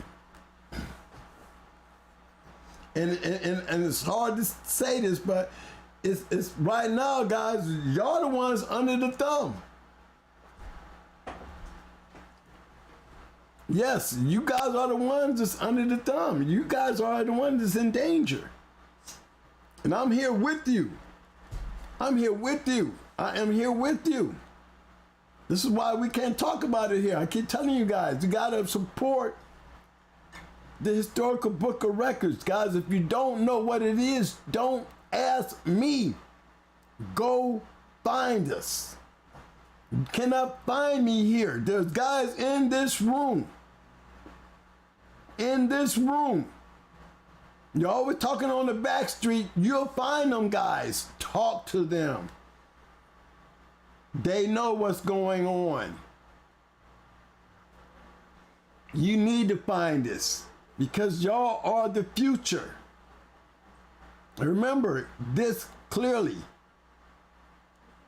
If we do not save the greatness, if we don't call the greatness, if we don't compete against great on great, then everything that I saw back there in the 80s and the 90s and the early 2000s is going to be gone. It's going to be gone. I'm not promoting no dog fights. I'm not trying to promote any type of thing that's going to cause anything to be illegal. What I am promoting, though, is a fictional story for historical reasons, for the entertainment of this channel. And as long as we all understand, all this shit is fictional until factual. And the only thing this shit can be factual is somebody make it fact.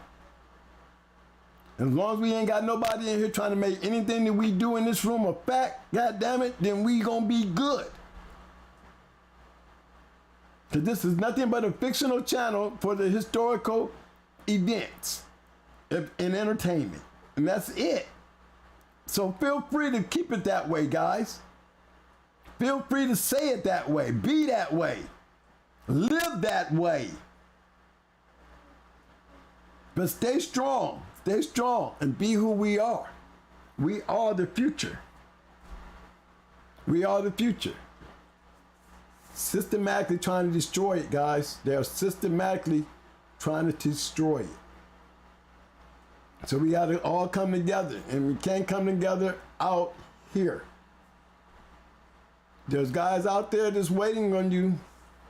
And the guys that don't never meet those guys, that means you ain't on, you know what I'm saying. Okay.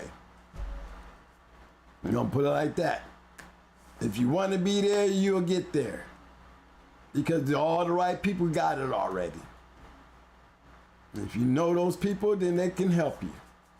If you don't know those people, then they ain't trying to help you. Everything is being vetted because there's no choice but to be vetted. If you're real with your shit, then you'll be about your shit. Then you'll find it and you'll get there. And you'll be the best thing you ever seen, man. The game is not dead. The game is not dead. It's dying. And we are on the endangered species list. Because there's a lot of lions and a lot of dogs out there we can't talk about no more because when they hit their yard, they killed their lion. When they hit my yard, thank God I have some going hard dogs still out there to even be discussing a going hard dog. Thank God I had somebody out there who was good enough to continue a going hard line and still win with some shit that I didn't even breed a lot of. So you know them guys had to be really close up under my wing to get those dogs. Knowing I done told you there wasn't a lot of dogs coming out of that yard. So for them to be around here 20 years later, damn right, guys, you know, that's not going to be one of my biggest hoorahs before I go, is to enjoy me one more time, put my hand across the back of a going hard dog, then guess what? You know, that's the biggest day that I could ever ask for outside of this show here. And the people that's been on it and the people that's supporting me and the shit like that. You know what I mean? Come on, guys. This is something big for me and y'all. Don't let it go. Don't let it go. Hold on to it. Hold on to it with everything you got. You know what I mean?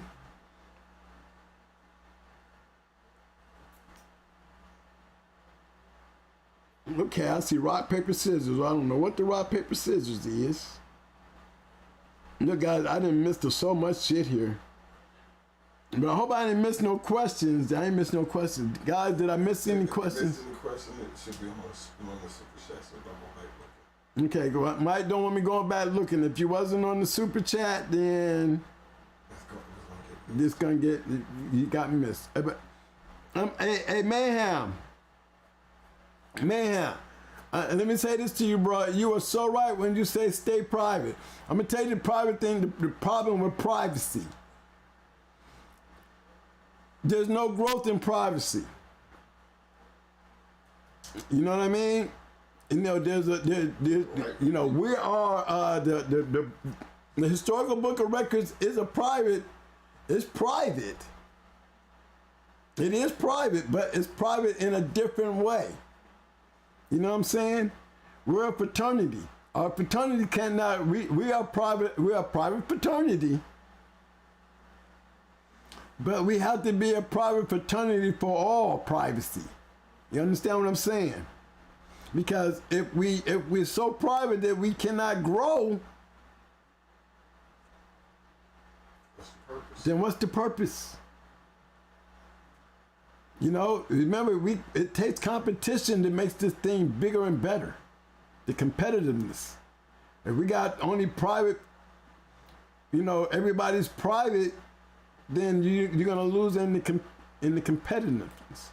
You're not gonna be able to get around and you know this private group got to hook up with this private group, they got to hook up with this private group. You know, after a while, it's just no more private. Let's make our fraternity private. That's what we work on. You take your private people and turn your private people into your fraternity that you are a part of. This is why it's important for the HBR to come to light, because it is private. This is yours. It's a private fraternity. It's not meant for everybody. It's not even meant for this channel. It's not even meant for this show. Okay, so if you're gonna support something, don't go so private that you get out of touch. Because that's just as bad, because they want you to go private. If they can break the channel and separate it into networks, it makes them easier to pick off. It's even harder when you're private and you're in a fraternity. There's just ways that we have to do things, and the only way we're gonna do this, we're gonna have to do it, and it shouldn't be done out here. You know, you want to figure out how this shit works, you got to go downstairs and let's go find out. You won't find it out here. You're not going to find it out here. You know, but go looking for it. You'll find it. There's guys out there that just waiting for you to knock on their door. And they'll open up and you'll be surprised who some of these guys are. They're not meant to come out here and jump in the chat room and throw their hands in the air and say, I'm the guy. They're not. But there's guys out here that say, hey, we are a fraternity, and we're trying to hold on to what we have. And we're not trying to lose to no law, no jail, no county shit. We got to get everybody on the same accord. Take care of your dogs, cut down on some of the shit. You know, drugs bring demand. For everybody out there, I don't knock what you do, but protect your dogs. Protect your dogs, all right? You cannot bring your life can be paying for a lot of shit with your animals. That we don't knock. But your life can harm us. That's not a fraternity issue. That's a personal issue. If you're gonna be a dog man in this fraternity, you know, we don't want to deal with your personal business, because that's your business. But respect the game and take care of the game, bro. That goes for all my brothers. Stay safe and protect the fraternity. Believe in the fraternity, then protect the fraternity. Don't take chances in your life that's gonna risk your dogs. Got what I'm saying? A lot of these cases are coming up through other type of investigations. Other type of investigations leading back to our fraternity. It's been being a major tool for them for years.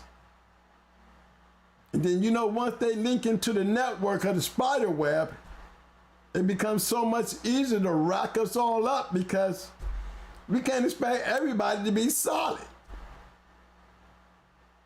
When you got guys dealing with dope cases and got dogs and then got a couple of us caught up in this shit and they trying to save their families, and next thing you know it, you got a motherfucker singing bird song out there like a motherfucker, then we got a big ass problem.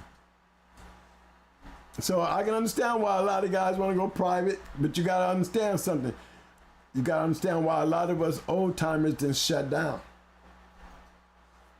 We did our part, we did our years, and some of us just want to talk about it. And don't want to be about it, just talk about it. Because even they see the writing on the wall. The writing on the wall says, you know, this game will be extinct. Everybody keep hollering, oh yeah, we're gonna always have dogs. No, we won't. And if we do have these dogs, they won't be shit compared to the dogs that we used to have. Because it took wins and losses to create what became powerful and great. Don't forget that. And on that note right there, let Mike, if you love the show, talk to me. Thumbs up, thumbs up! Thumbs up, thumbs up! Muscles! Muscles! Muscles! Roses! Roses! Help him out, fellas. I need fucking roses! Help him out, fellas. I hope you guys caught on to some shit tonight, fellas. I know we had a lot of people in the room. It wasn't the questions that I was, that's right, GAMENESS supersedes all, that's true. You know, that's the number one rule in dog psychology.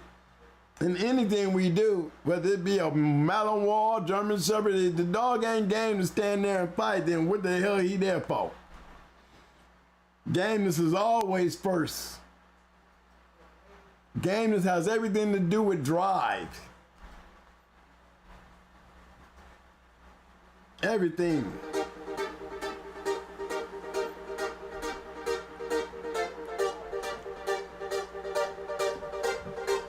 I like that beat, you know. Yeah, I know what time it is. We got a good show tonight. I seen a lot of new faces. Seen a whole lot of old faces. You know what? It feels good. Yes, sir. But until Friday, we gonna close it like we usually do. Yes, sir, we gonna do it like we usually do. Yeah.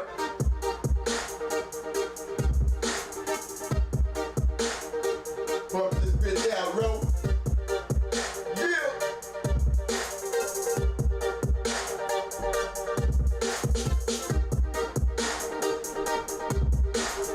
Creeping on their ass. Yeah. Hey, look. Check this out, y'all. There's a lot of good guys out here who got some good dogs. Hardy Dog, I seen your dogs. I look to see more of you. Yeah. You know what I'm saying? Mike Dan, beautiful posse you got over there, man. Beautiful dogs, man. Great breedings. You know what I mean? There's a lot of good dogs still left out in this world. You know what I'm saying? Just enjoy your animals, man. Take care of them, feed them. Get them cameras on them. Don't make it easy for them to come take your shit, man. You know what I mean? That's family. Y'all like family. Your dogs should be like your family. This fraternity is like a family. When you spend over, 40 years doing this, how do you just walk away from it? I don't know how you guys do it, but we still at it. Ton of more. How we do it? How we do it though? We still at it. We creeping on their ass. Yeah, baby. We creeping on their ass. Yeah. You know why? Cause we always. I mean, we always. Yeah. We scratch the win, baby. Yeah. Peace, fellas. Yeah.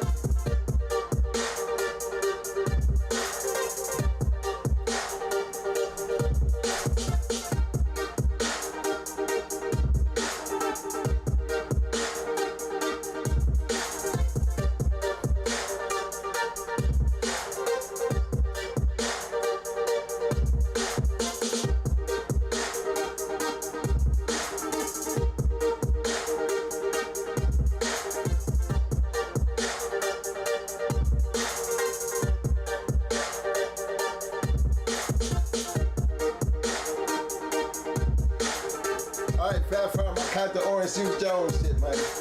Yeah. Yeah, fellas, I think I put up Champion Water Day. Hey, thank you for that big stepping round. Thank you, bro, for that information.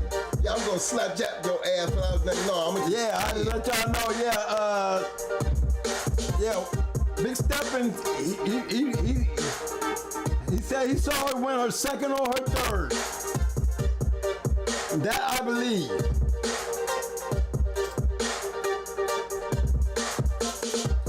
Orange Juice Jones, man, that's a good one. So I be treating like that too, you know what I mean? I'm gonna slap your ass, but no, I just said, wait a minute, I'm just chill. Just chill, just get your shit. Y'all funny, look, the parking lot gonna stay open, so y'all go ahead and have your little conversation pieces when I reach all over there. Thank you for all the love, fellas. Thank you for all the love, man. I really, really appreciate it. Y'all just don't know how much I really appreciate you guys. Thank you. Great job, moderators. As usual, moderators do a great job to the chat. Always good questions. Always good conversation. Just like the watering hole. Come in and let's talk dogs. Till Friday though. Peace. Yeah. Come on.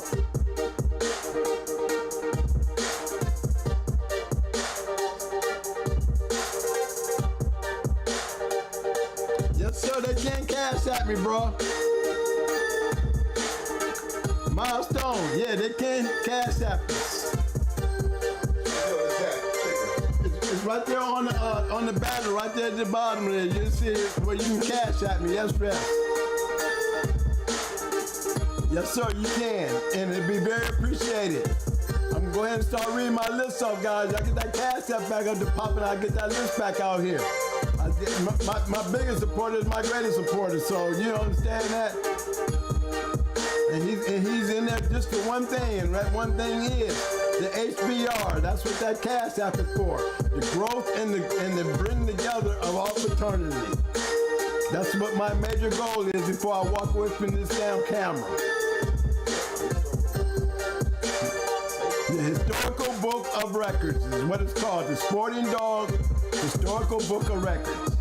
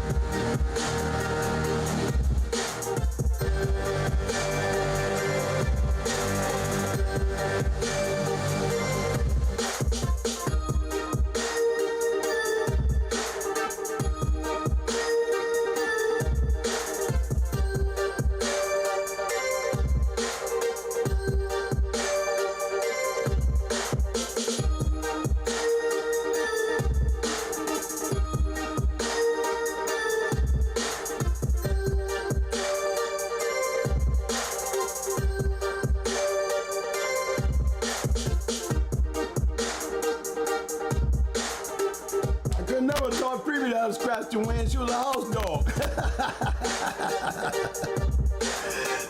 You understand why I did Freebie? Freebie was just one of my closest friends. We did that for a reason. And the dog, she actually lost to y'all, went on to become a champion, just to let y'all know. And her hardest match was against Freebie, okay?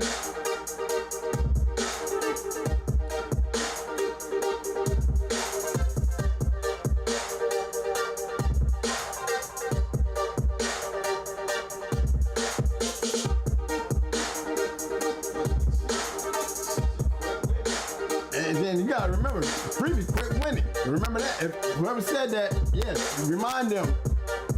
Freebie quit when she was winning. Beating a dog, the house dog, whooping a dog that went on to become a champion, and her hardest match was against a curse. I have to tell you what kind of curse she was. She was no more house dog after that, guys. I'm sorry.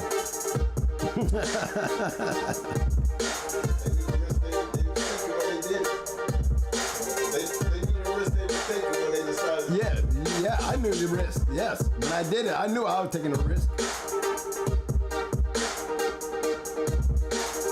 I live by the rules, guys. I live by the rules. I don't care how good you may act, how good you may be. You don't stand up to the standards of going hard kennels. You just serve no purpose. Change space means everything.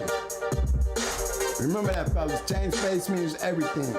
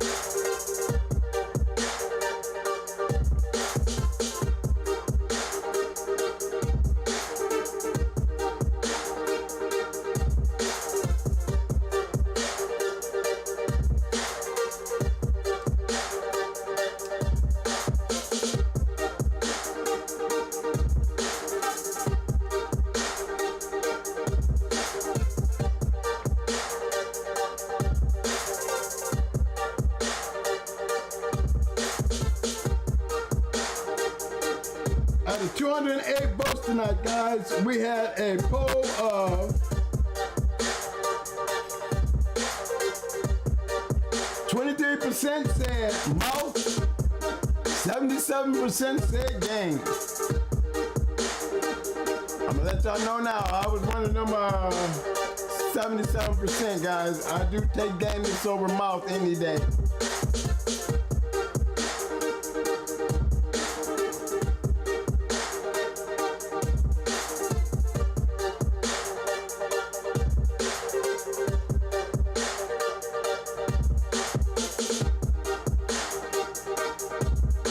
City with the super muscles. You know, yeah, homeboy. You know that's an active nigga right there, man.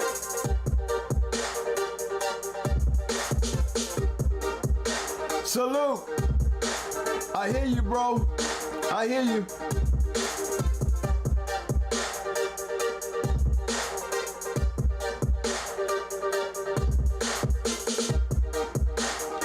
So I'll tell you ahead of time, baby boy, you know who I'm talking to. Thank you.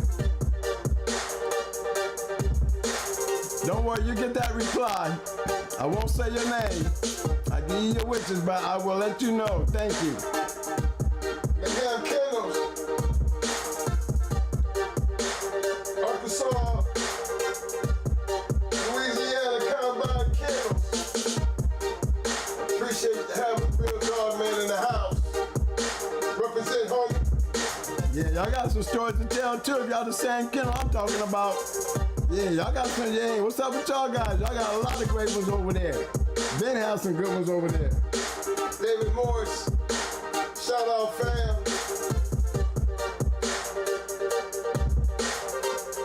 614, thank you, baby boy. Stay up, way up, baby. Woofy. I don't know if I forgot about you, Woofy. What's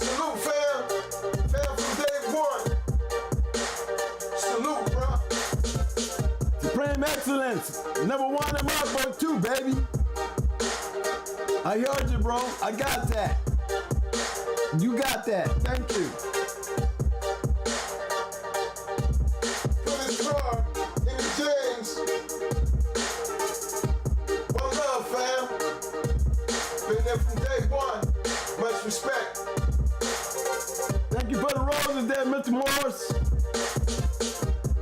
Shout out to my boy Knucklehead Kennels. Fam. Big Stubby said, yeah, he wanted to buy one today. Marquise B. Fam. From day one. Salute, fam.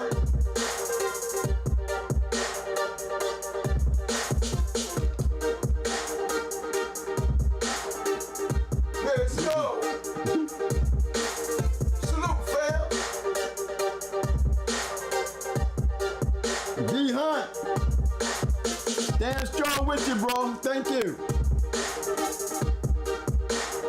Arrowhead Kennels.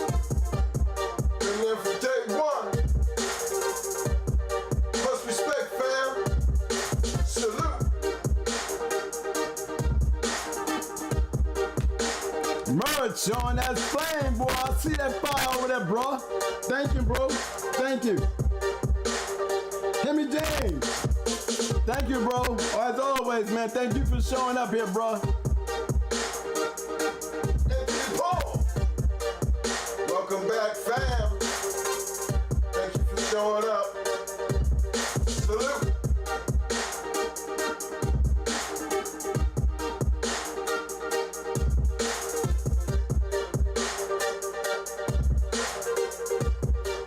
Knucklehead Kennels, as always, bro. Number one in my book, bro. Thank you for always being there. Marquise B, thank you for all the shout out, bro. Thank you.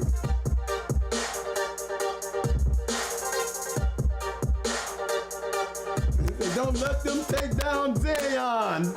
Tell them again, baby boy. Do not let them get down there and take down Zion. The Matrix is after us. You got it, bro. Mike Dan. Shout out to your fam. Been there from day one. Salute.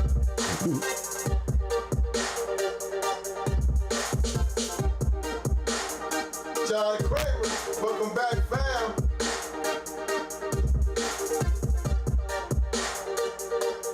It's always been Brockton. Shout out and salute to you too, fam.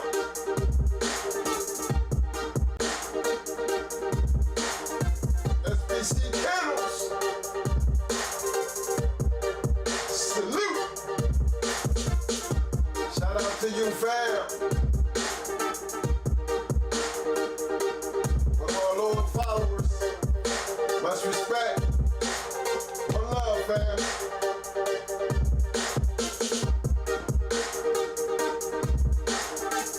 PGA 412.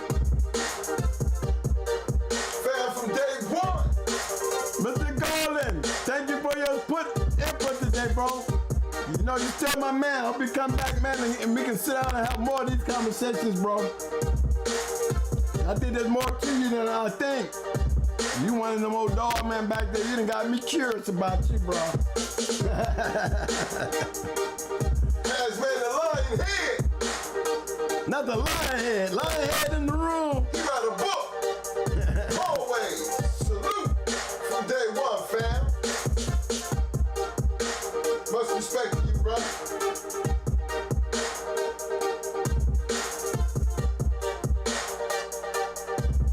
Bree Smith, welcome to the show. Salute.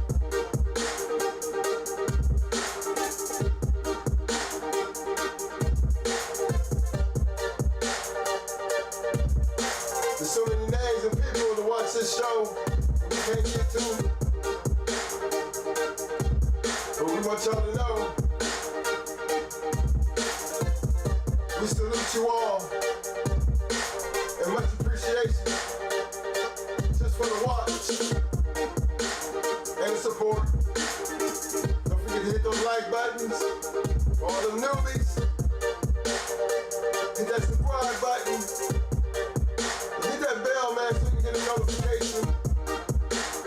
Not that you need it, cause we be here every Tuesday at 8 o'clock. Talk Shit Tuesday. For Hot Mic Friday, 8 o'clock. Don't forget we got Pelican Bay out there. We got Super J out there. Triple J out there. We got Fat Bill out there. We got Welcome Down, Big Steppin' out there. We got Jeep Rascal Red Boys out there. Support your channels, fellas. Support the channels. Big Bruh, don't forget, Bakari, One Love. Roster Man, One Love. Mr. Garcia, Schoolboy, One Love. 7-8 Sports. 7-8 Sports, The General, One Love. Appreciate that, Big Bruh. Big I feel Bruh. like I'm a damn celebrity over this bitch. Yes, sir. Thank you, Big Bruh. Don't forget that, man. Get there, get there. We support everybody, fellas, because we are all one. Fraternity, stand up! Stand up! Shit! Stop it, Mike. Stop it. I parking out on smoke tonight.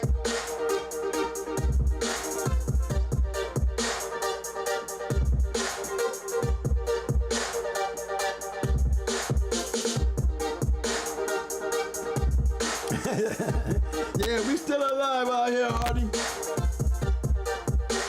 Brother City. That's my boy from day one. True homeboy. The authenticator. He know. He know. He know. He know. Better believe he know.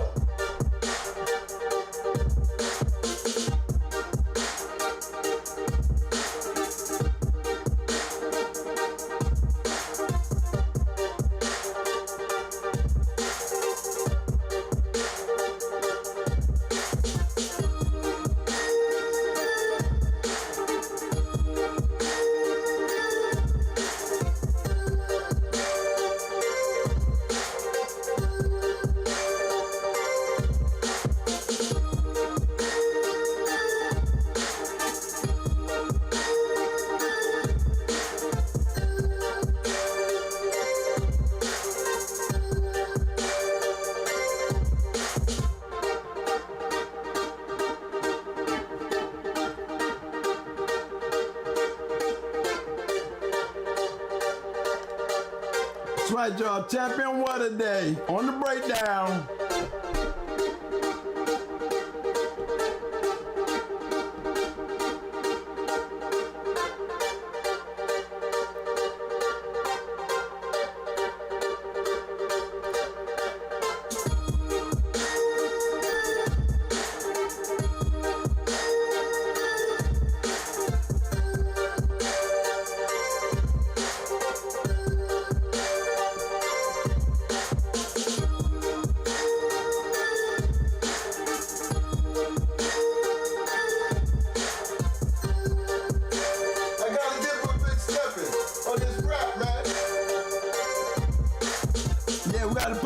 fellas. That's what we got to do. We got to plug him in and put him to work. Yeah, we got to put him to work, fellas. Look, man, he hit me on Messenger, right? He busted this rapper. I was like, hey, man,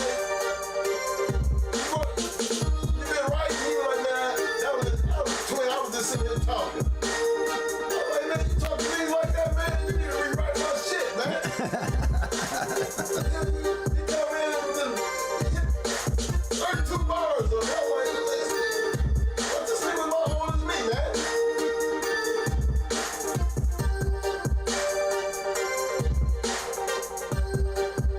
Yeah, we're gonna get him to do some bars for us, fellas. We're gonna put him to work. We're gonna put him to work, Hardy. Next time we get him on, man, we're gonna have throw some bars down. Huh? Yeah, that's what we're gonna do. Yeah, I'm gonna get him on. Yeah. I'm gonna get him to hit some of them bars right quick. He can handle it. He always scratching.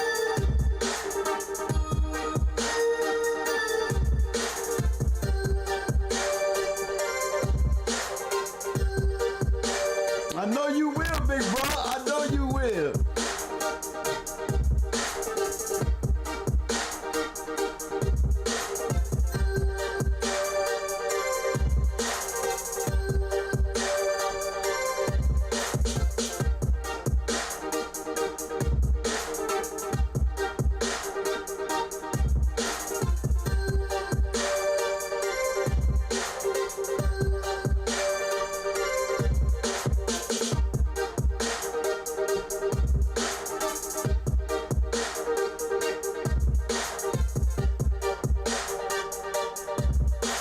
One love, fellas, one love.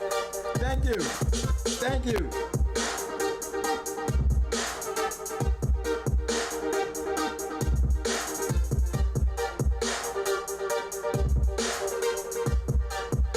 Yeah, you do be putting that shit together when you doing that disclaimer, don't you? Yeah, big step, yeah. Ram be running that shit down.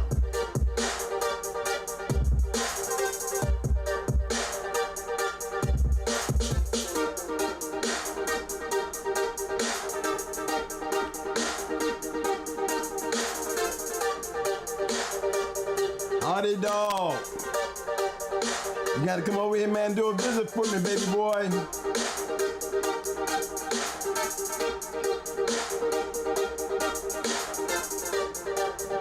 Get them pedigrees together, baby.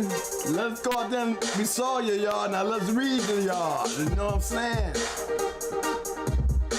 All you guys are always invited. Send them pedigrees in, I'll put them up. Talk about it. Let's talk about it.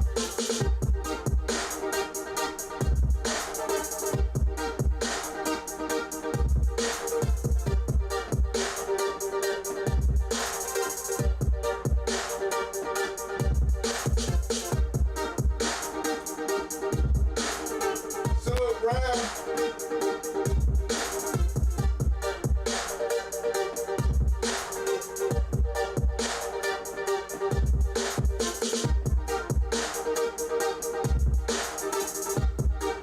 Salute to you, big bro. Have a good day at work, bro.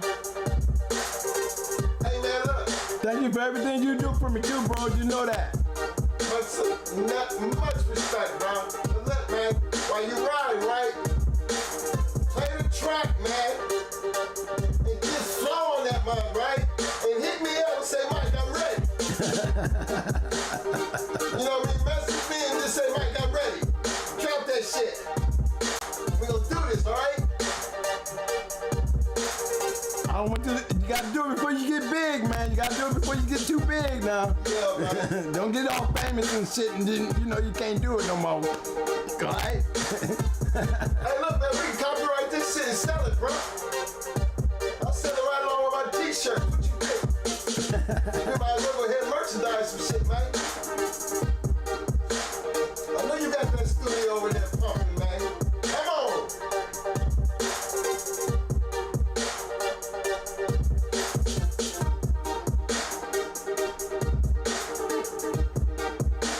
You know, Ram used to be a rap artist. It still is one. Yeah. He's a rapper, shit. How do you forget? Right. Shit, how you gonna not be a rapper? You used to be a rapper. No, you still a rapper. Still a damn rapper. Producer and all that shit. I gotta get with Ram, man. Tell him about my production days. He trip out. I still got my CD. Yeah. Yeah. Funny who you meet the dog, man.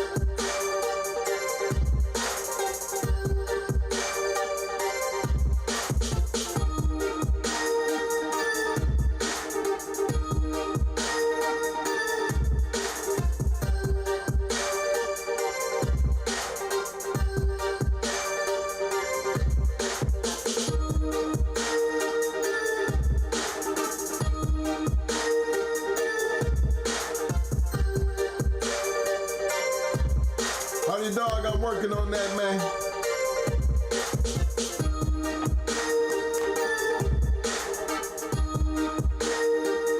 All I have to do is produce the tracks, bro. I ain't no rapper, man. I just sit around and just make up shit. I got a couple more. I just try to save them for another day. Wait for the big house party. Boat your hoes! As always, they out there somewhere. Where they at, Z? Where they at? Boat your hoes, baby! Okay, I'm driving the boat. I'm driving the boat. Toodles!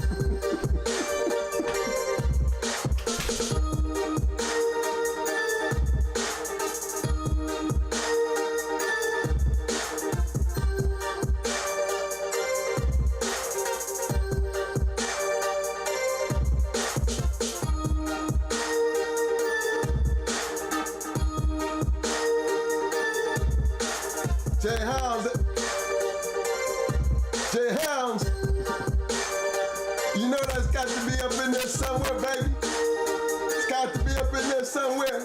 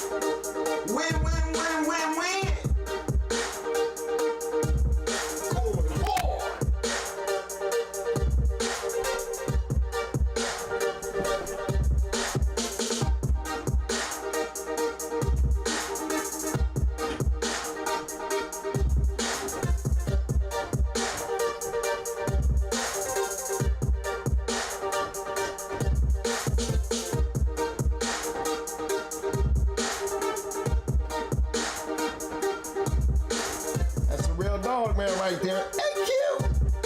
Kennels. Hey, Q.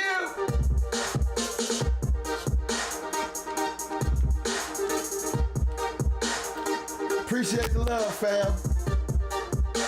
Been there from day one. Salute. Scratch the wind.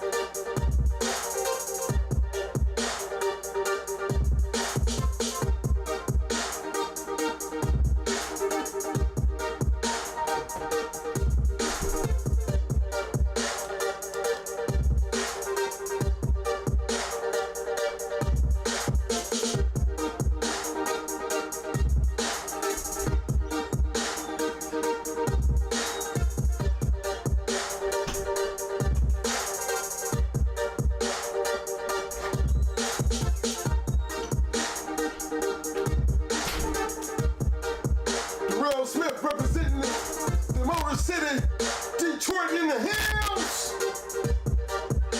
Represent, homie.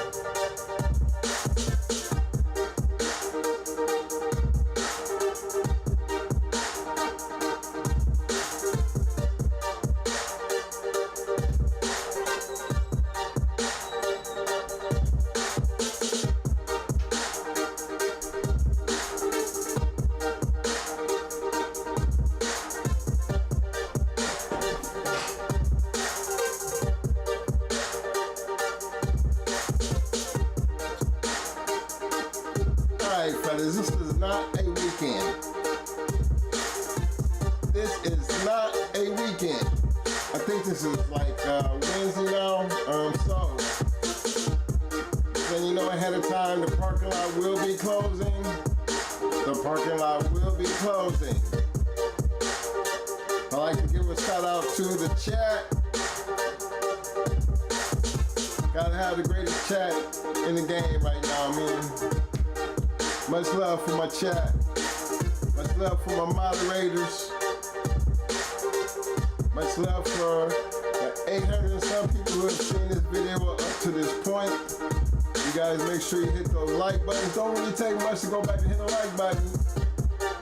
I don't understand how that works. You got 800 some people and only 123 likes, but even still, I appreciate just the video watchers, you know, people who take the time to sit down and watch the video. Before you newbies hit those subscribe buttons, you know, definitely appreciate the subscribers. Because there was one time we didn't have none. 5 months later, shout out to the Going Hard family. Much love and salute. But you know what? Everything has to come to an end. And this ain't no weekend. The parking lot finna close the hell up.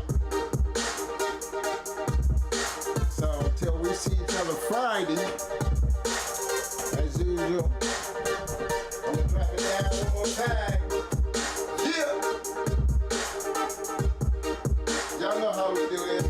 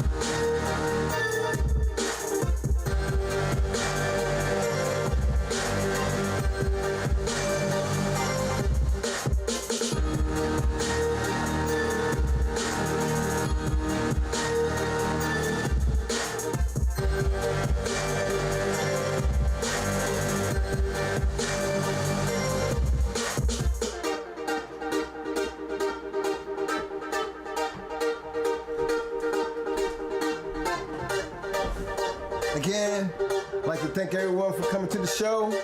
Don't forget Friday, Hot Mic Friday, we'll see you then. Until then, I'm trying to tell you, parking lot closed, parking lot closed.